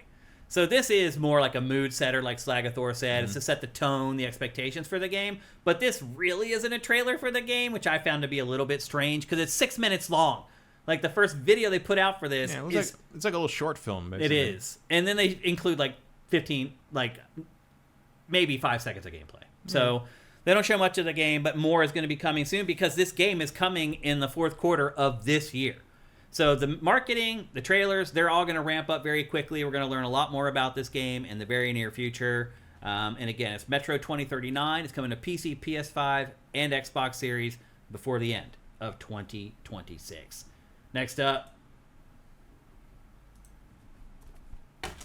we're going to review Replaced. And this is the third game that I've been playing this week. And Matt, I will just say that juggling Replaced, Mouse PI for Hire, and Pragmata was awesome. Like, I felt like I was just going from one completely different game to another, but I enjoyed all three of them. But I will say that when it all came down to it, I played the least of Replaced. I think I played the least of Mouse. Really? But mostly because of time crunch, not because I preferred it. I didn't switch back and forth. I played Replaced, and then I played Pragmata, and then I played Mouse. Okay. So Replaced, as you're seeing right now in our B-roll, is a 2.5D side-scrolling cyberpunk action game with some light adventure elements.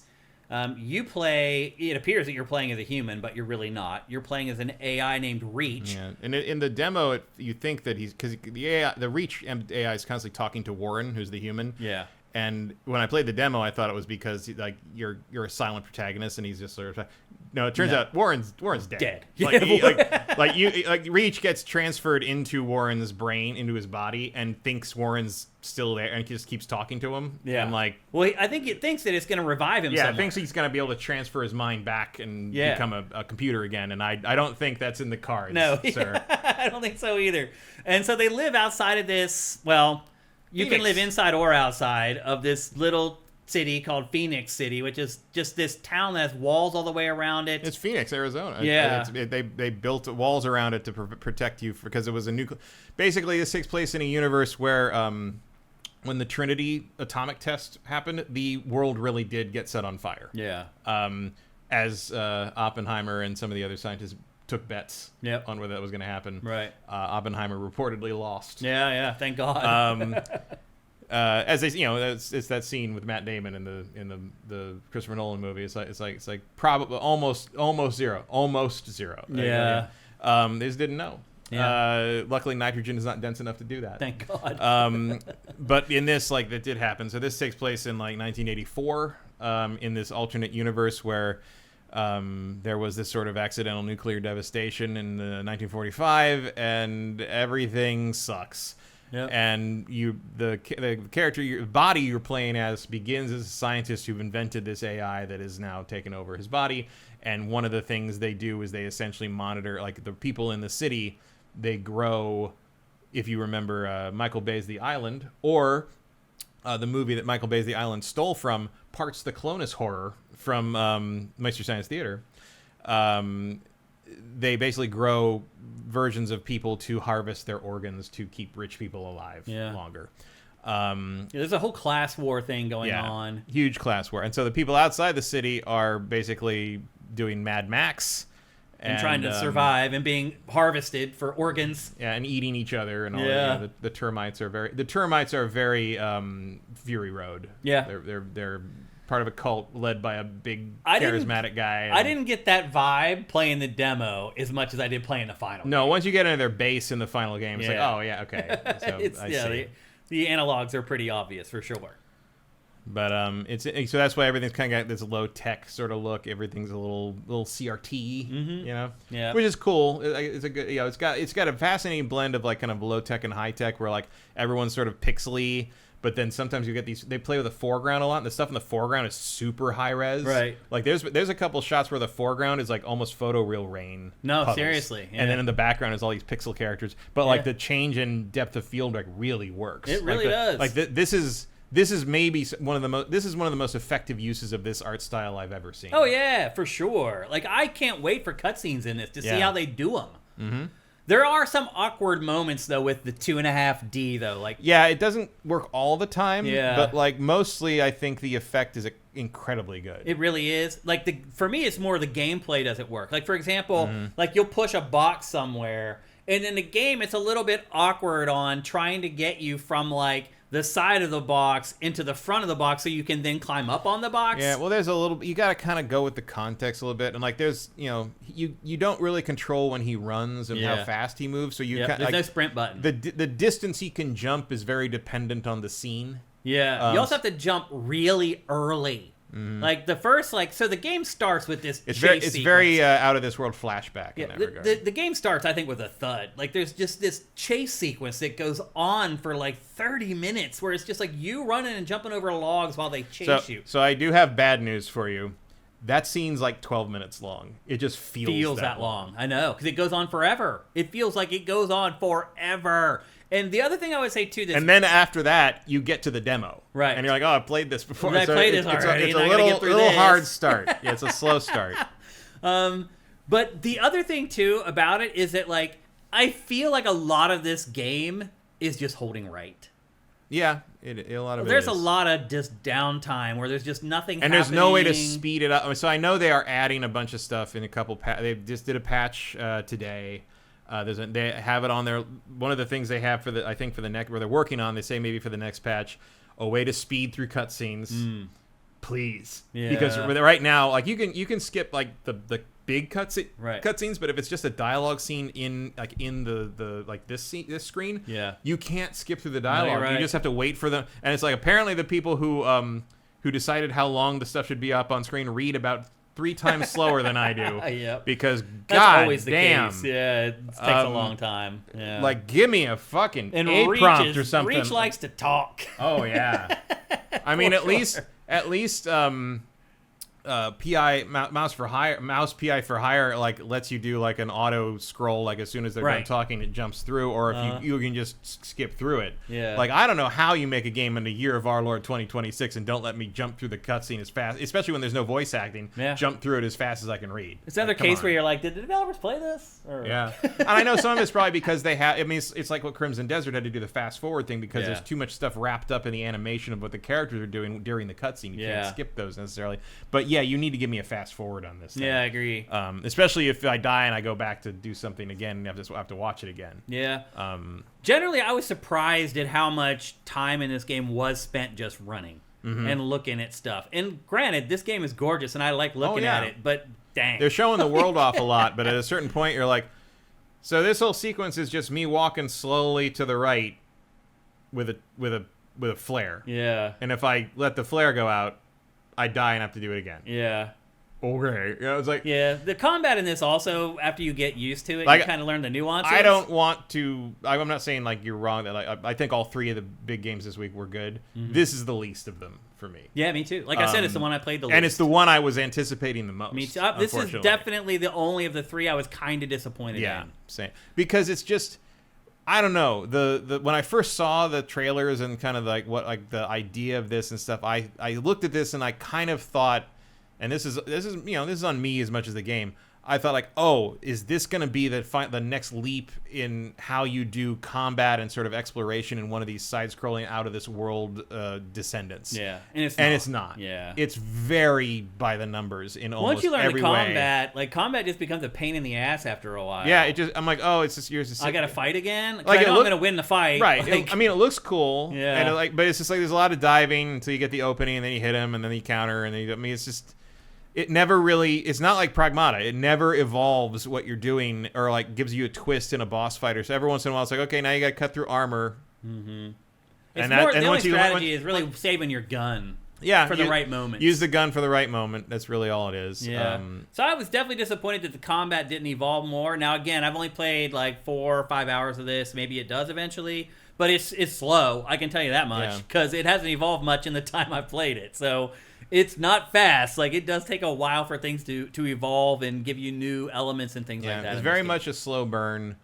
Another Ukrainian developer. Yeah.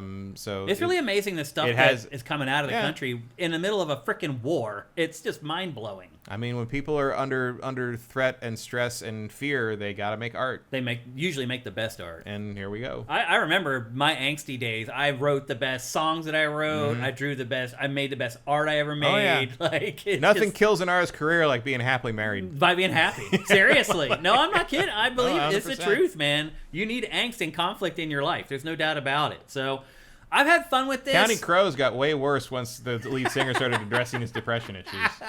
Yep. I'm glad he did, but like... Lots of bands are like that, though. Their first couple albums, they're young and they're confused, they're poor and broke. And to be clear, I'd rather have that man happy and living a good life. But they make crappy those music early now. songs were the fucking rawest shit. Yeah, and it's like, oh, this man...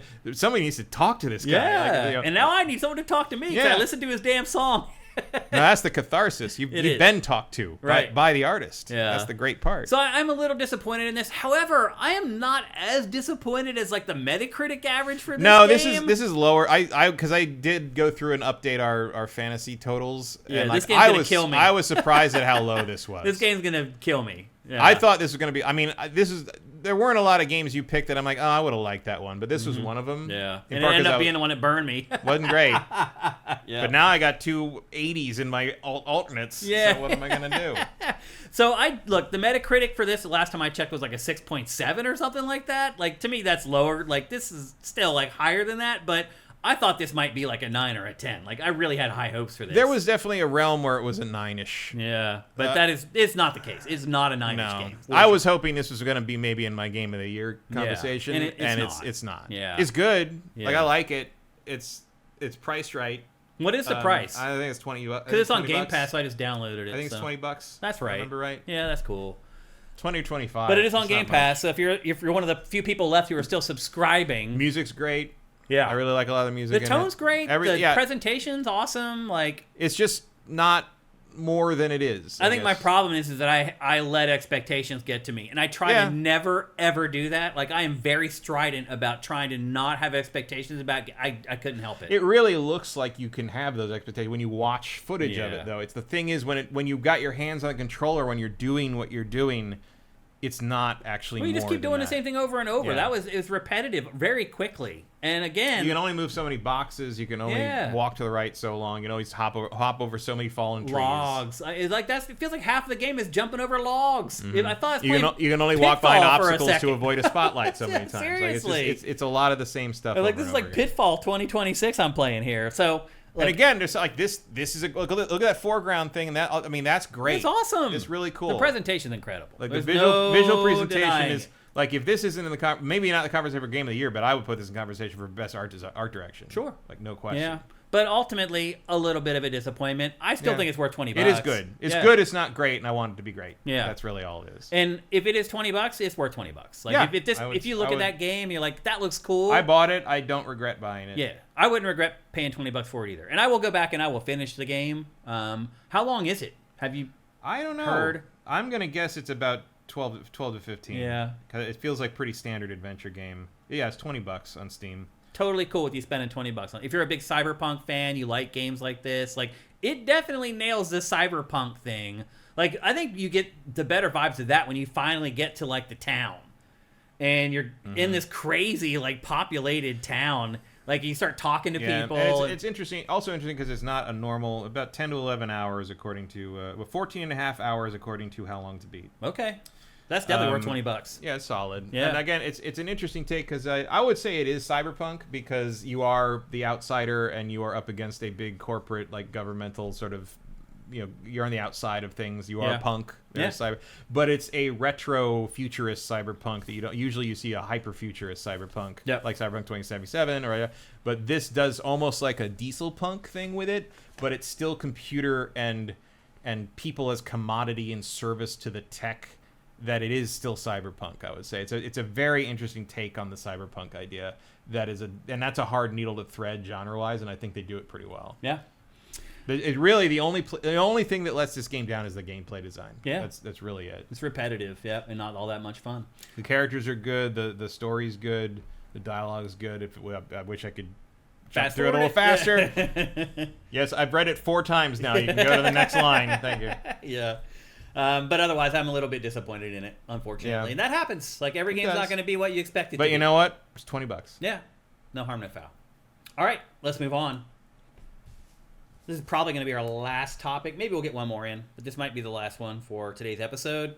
And we're going to talk about the next God of War game. We've already given you some details on GameFace about the next God of War. What was the one detail that Frey is going to be the lead character? Yeah, that Freya was going to be playable, at least playable. Yeah.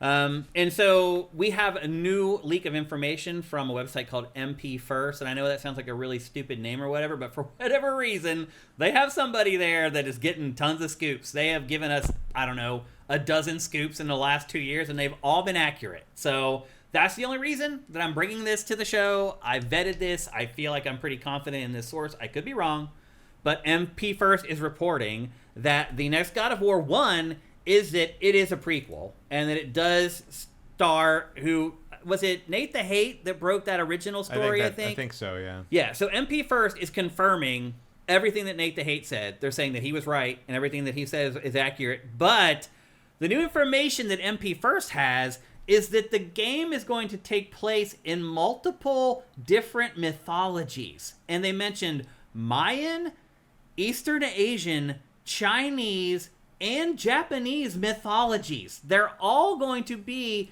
in the next God of War game. Matt, again, this source is pretty airtight, but I really question this. Why? All those things were in murals in the last game. Yeah, but doesn't you think it's weird? How would you get them all in one game? Well, you're basically going to jump through whatever Freya was doing. She was traveling the world, and do you think it's going to be like a time-jumping adventure, you think? I think it's just going to be, think about it like Uncharted. Yeah. It's going to be like an Uncharted thing where she's going from place to place. Okay. Interesting. I mean, I don't think you're going to go through the whole pantheon every time. Yeah. But I noticed they're skipping Egypt. Yeah, which is curious. I imagine you save Egypt for Kratos. Right. The next game with Kratos is the lead. Yeah, whether it's a sequel or a prequel. If I was going to have anyone fight the Egyptian gods, it'd be Kratos. Look, I'm just happy we don't got to go through the Norse thing again. I'm done. I'm tired of Norse mythology. Like anything else. I mean, maybe going to China isn't the great. It's like, yeah, I'm not, okay, great. We got to fight the monkey guy again. Yeah, does that great. make sense? I mean, I guess.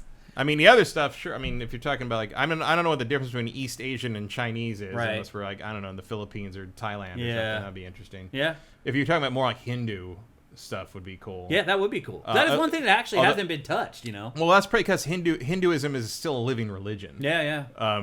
Like, it's harder to do that on some thin ice without stepping on some toes. Yeah, why even go there, you know? I mean, you'd need to bring. I mean, Saros is doing a little bit of that. I think. It is. But you need to like bring in people that actually know what they're doing.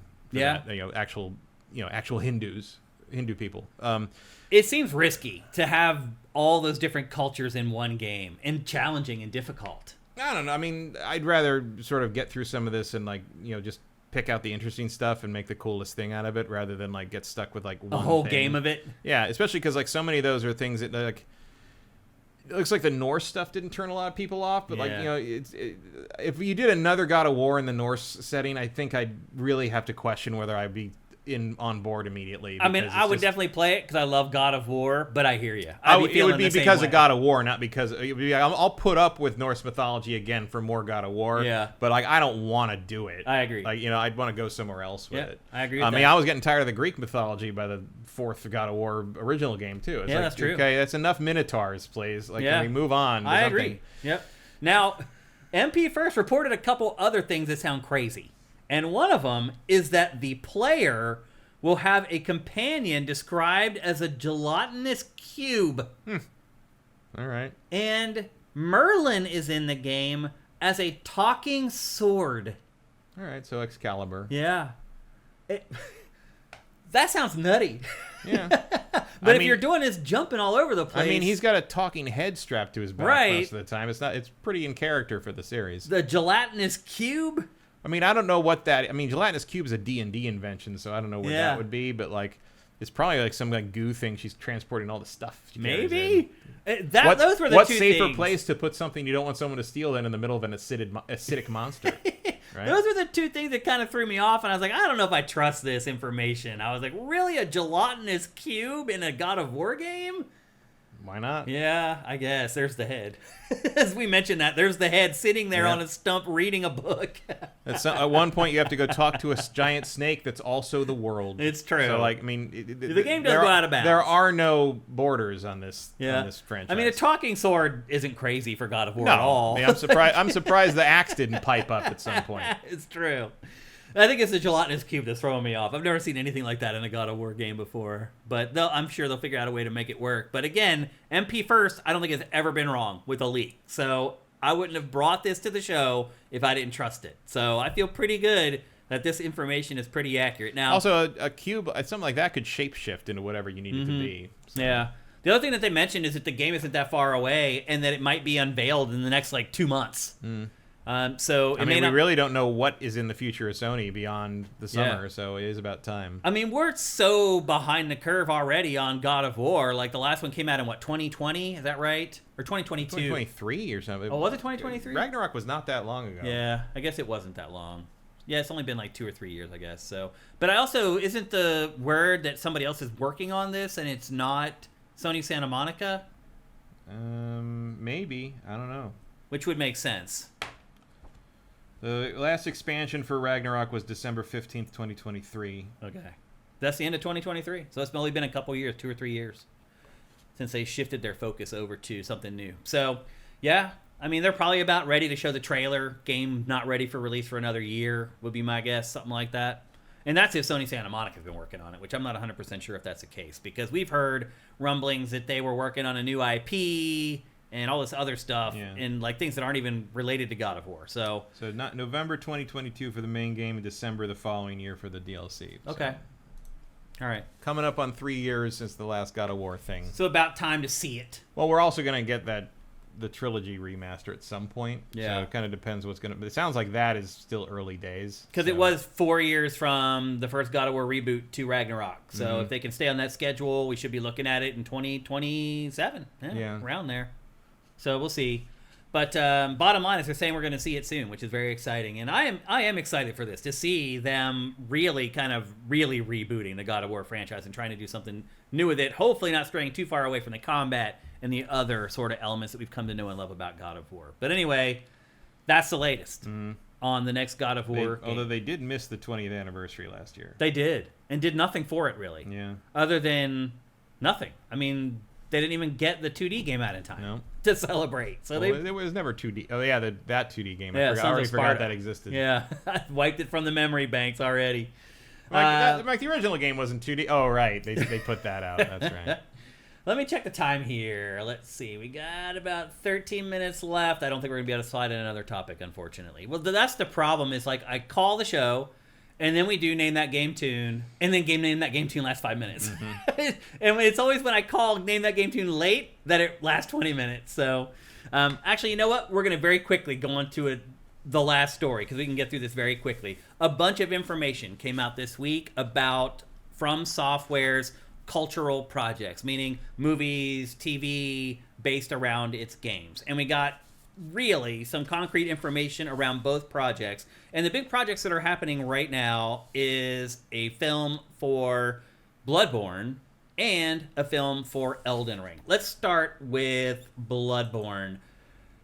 So the crazy thing about the Bloodborne film is that it's being produced by Jacksepticeye, who, if you have been on the internet for the last 15 years, you know him as a YouTuber, like a gaming YouTuber. And apparently, he's made enough money at YouTubing that he can... Wasn't that guy who'd made the movie earlier this year based on the submarine video game? Yep. Yeah. That was a big hit. It was. And maybe he's just parlaying that money into the Bloodborne movie. I think he's got investors from that. You're probably right, actually. That's probably how it worked out, which is kind of awesome. I mean, it's pretty cool that you started as a gaming YouTuber and you made a shit ton of money. You launched a film that was a big success that nobody thought was going to be a success, and you then parlayed that money into making something that you knew your original audience was going to love. And that you want to make. Yeah. That you want to see. Yeah. So, that's Jack, the way to do it. Cheers to you, brother. That's the ideal, isn't it? Beats the hell out of making shitty snack foods. It definitely does. We have some information on this, if I can find it in my flipping notes here. That was Markiplier.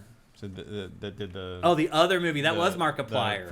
That's right. Can't remember the name of that damn submarine thing. I don't either. But you're right. That was Markiplier. You're right. Yeah. So that whole story I just told is null and void, basically. But the Bloodborne movie is coming from Sony Pictures and Jacksepticeye. I would bet that this deal probably closed because of that Markiplier thing. Yeah, because they're like, oh, it worked for that guy. Maybe YouTubers making video game adaptations. That's the new hotness. Yeah. Like, that's how dumb studios are. So it does make me wonder, though, how he got involved in this, Jacksepticeye. Probably just a name, with some built-in audience. He's the producer. I mean, he had to come out and say he's not writing it because people started freaking out. They were like, "Oh my god, he's gonna write the Bloodborne movie." Producers are generally just there to help get it made. Yeah, and that's probably I mean, the idea that he has again, no one has ever converted an online Twitch, YouTube audience into a other media ever. Yeah, but maybe this time. Maybe it's not gonna work, Matt. No. It's probably not. I mean, I guess Markiplier kind of did it. Yeah. But it was him. Doing it, not like some studio hiring him to be the person that then said, hey, everybody that follows me, go watch this thing that I was tangentially involved in. Yep. That worked because also that the horror community picked up on that because apparently it was actually good. Yeah, that's true. So that helps too. Yep. So that's all we have on the Bloodborne movie right now, but we have much more on the Elden Ring film. We got the release date for the Elden Ring film already. It is launching March 3rd, 2028. Mm-hmm. They also said that they are dedicating over $100 million to producing the film. The Hollywood Reporter is reporting that there will be around 100 days of principal photography. That is a lot. And it is A24's largest and most ambitious project ever. Which is great news to hear across the board, that they are dedicating this many resources to this film. It will also be an IMAX film. It will feature. Yeah, that's why they're announcing that so early, because they need to lock they need to lock the IMAX contracts in, and A24 has no clout in that. There you go. And it will feature actors from The Last of Us, Ex Machina, Alien Romulus, and more.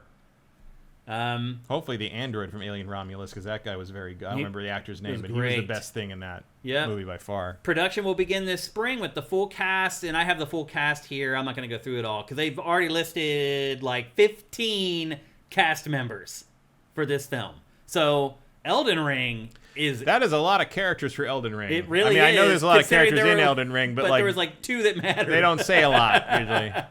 I'm a little nervous. Like, how do you make an Elden Ring film? I'm assuming he's going to work with the author. I mean, I would assume you make.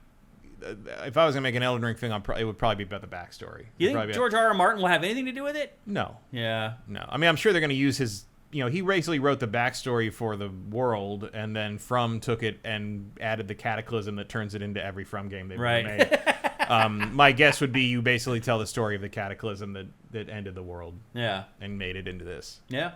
But the bottom line is, From Software's films are getting tons of resources and big-time producers and big-time studios behind them. They're gonna try it. If this thing's a hit, we might get an Armored Core movie. How crazy is that? That would be crazy. Somebody just gave us a super chat over on YouTube. It's CFHX.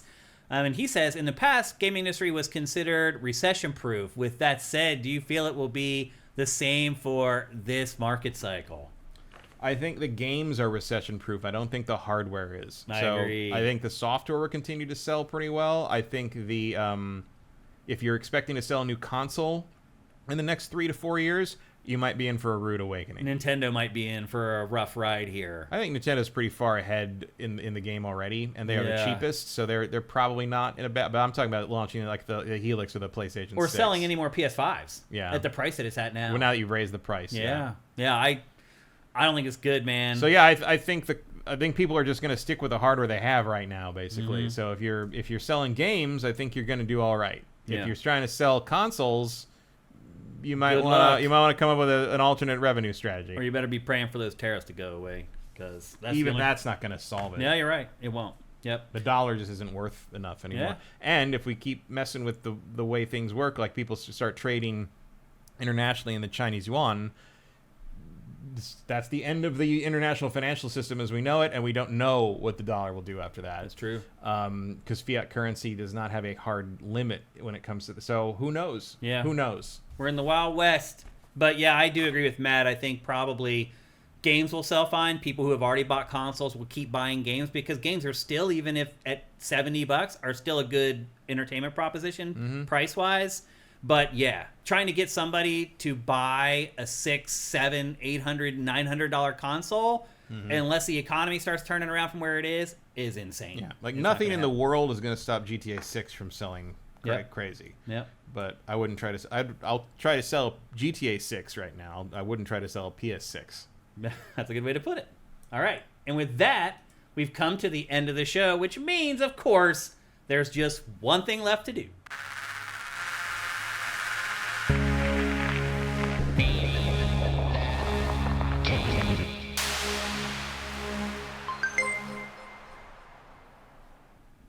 That's right. It's time for Name That Game Tune, brought to you by Soundwizardry.com, the absolute wizards in audio. If you're working on a podcast, a film, a TV show, or more importantly, a frickin' video game, you should contact Soundwizardry.com and have them work on it, because I guarantee you that they will be an upgrade over your current sound team. Go to Soundwizardry.com. Hit up Glenn over there. Great people. Glenn is honestly one of the best people I've ever worked with in this industry. And I have worked with literally hundreds, maybe thousands of people. Contact soundwizardry.com. I guarantee you they will make your project sing. They make us sing too. Well, they make my TriCaster sing, because Name That Game Tune, I play 5 samples from a video game. You try to guess the name of the game before this guy right here. There are no rules anymore, other than the fact that the chat goes into slow mode, so you can't spam the chat with game titles. Otherwise, you can keep playing, you can keep winning. In fact, I will bring up the updated leaderboard. There we go. And everybody has a colon now, Matt. Oh, okay. Very important. And I added everybody that won last week, and Too Quick Capri I had forgot to add, and I added him as well. So there's the leaderboard at the end of the year. Whoever has the most wins, again, Matt doesn't count. You're playing just for fun against him. Right now, Emperor Gestal 84 is in the lead with 2 wins. So whoever has the most wins by the last episode of GameFace this year will win the prize. So keep on going. Don't quit. Keep on playing. Okay, let me bring up the Name That Game Tune interface. If I win, the game that the next person wins is the game I hated the most all year. That'll be the deal. All right. Or maybe I'll buy them 2 games, and one will be the game that they want, and then one will be that. Okay. We'll send you a game of our choice, and/or mail you a dead fish. That will be what we do. Okay, wait 1 second. I get one more sample in here. It's the and/or that will keep them guessing. Yeah. All right. Are you ready to play Name That Game Tune? Are you guys ready to play Name That Game Tune? Here's the first sample in 3, 2, 1.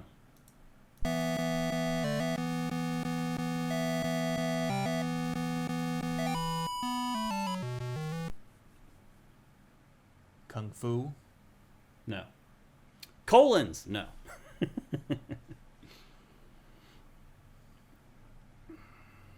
Double Dragon? No.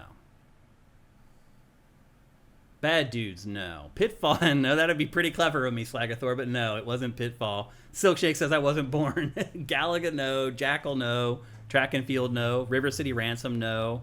Metroid? No. We get a lot of Metroid guesses in this, in general. UN Squadron? No. Earthbound? No. From ETH Demon. I think I called you Earth Demon for the first, 3 years. It's just funny how your brain sees something and it just assumes that's what it is. Teenage Mutant Ninja Turtles Arcade? No.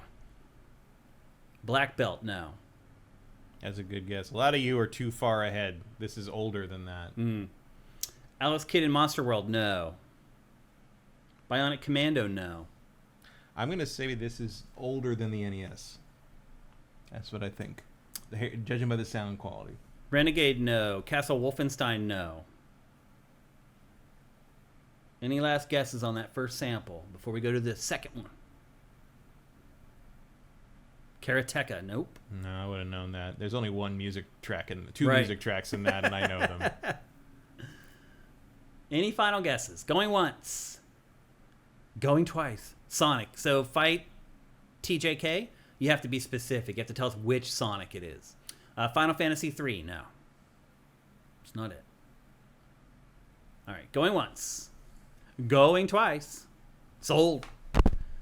Here's the second sample in 3, 2, 1. Combat, no. King's Quest. No. Ian Esquire says, I love a week or two of newish game tunes. It's always super retro. It's not always super retro. We didn't do retro games for the first, 3 years we played this game. The retro thing is a recent trend. And I'll be honest, I am trying to hook up the people who are OGs. River Raid, no. Our audience is way older. I'm just saying. That's why this is targeted towards older players. Our audience is older. Pole Position, no. Sonic and Mario Tokyo Olympics, no. River City Ransom, no. Someone guessed that already. Snafu, no. Sonic Knuckles. No. Zelda the Adventure of Link, no. Warzone Atari 2600, no. Any other guesses on that second one? Custer's Revenge, no. From Devin Danger. Defender 2000, no. Outrun, not that either. Any last guesses? Lots of guesses on that second one. Gauntlet, no. Going once. Cannon Fodder, not that either. Oregon Trail, no. Way too upbeat to be the Oregon Trail. You can't die of dysentery to that. I think Polygon did an article, the most famous game quotes, and it was Oregon Trail, I think, was number one. It's definitely up there. Space Dungeon, no. Street Fighter 1, no. Wow. Nobody plays Street Fighter 1. Street Fighter 1 did sound better than that. Yeah, it did. Any last guesses? Well, so many guesses for that second one there. Surprised. Okay, going once. So, Mega Man 1, no. Raiden, no. Okay, I'm going to call it there. Here's the third sample. In 3, 2, 1.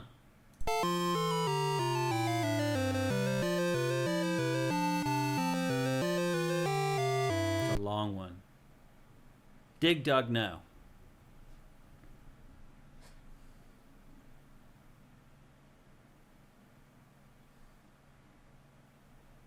Any other guesses on that one? That one didn't help you guys. Popeye, no. Mappy, no. What do we call it? What was the thing that cracked me up last week? Mario Pappy or something like that. Kickle Cubicle, nope. Kickle Cubicle. I've never heard that game. Manic Miner, no. Popeye, no. Phantasy Star, no. Mr. Do, no. Wow, some random games coming out here. Final Fantasy IV, no. Journey to Silius, nope. Dennis the Menace, no. Bubble Bobble, not it either. Not Columns.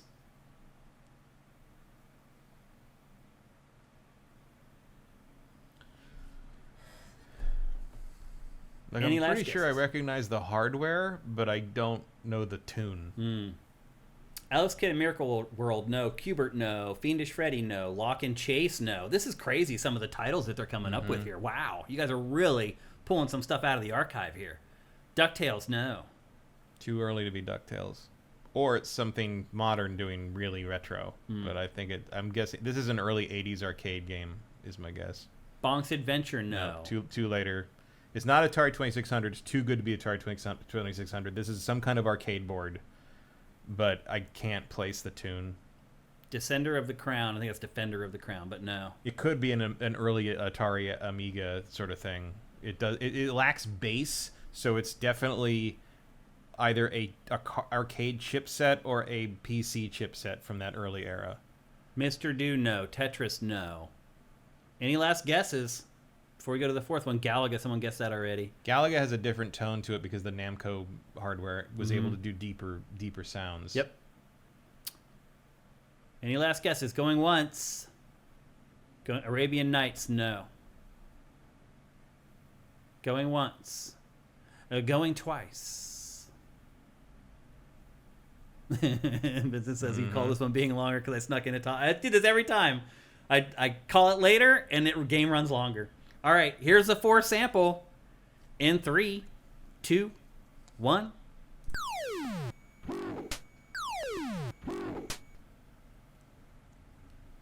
Someone say Congo Bongo?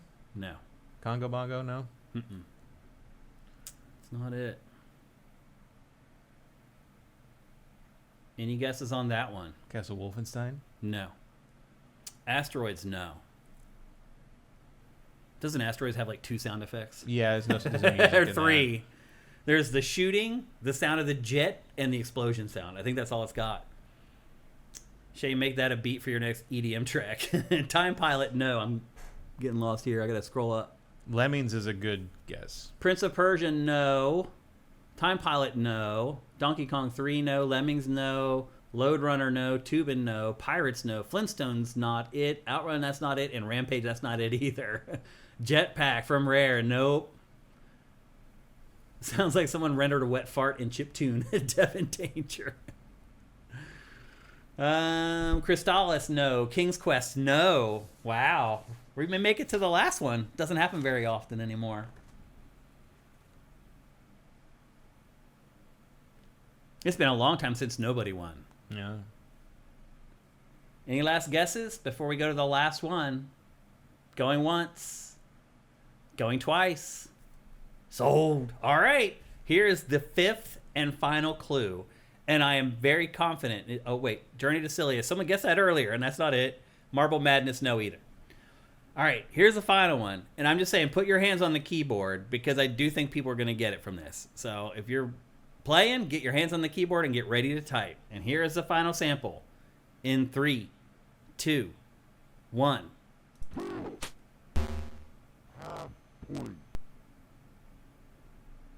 Ye Are Kung Fu? No. Karate Champ. Yes.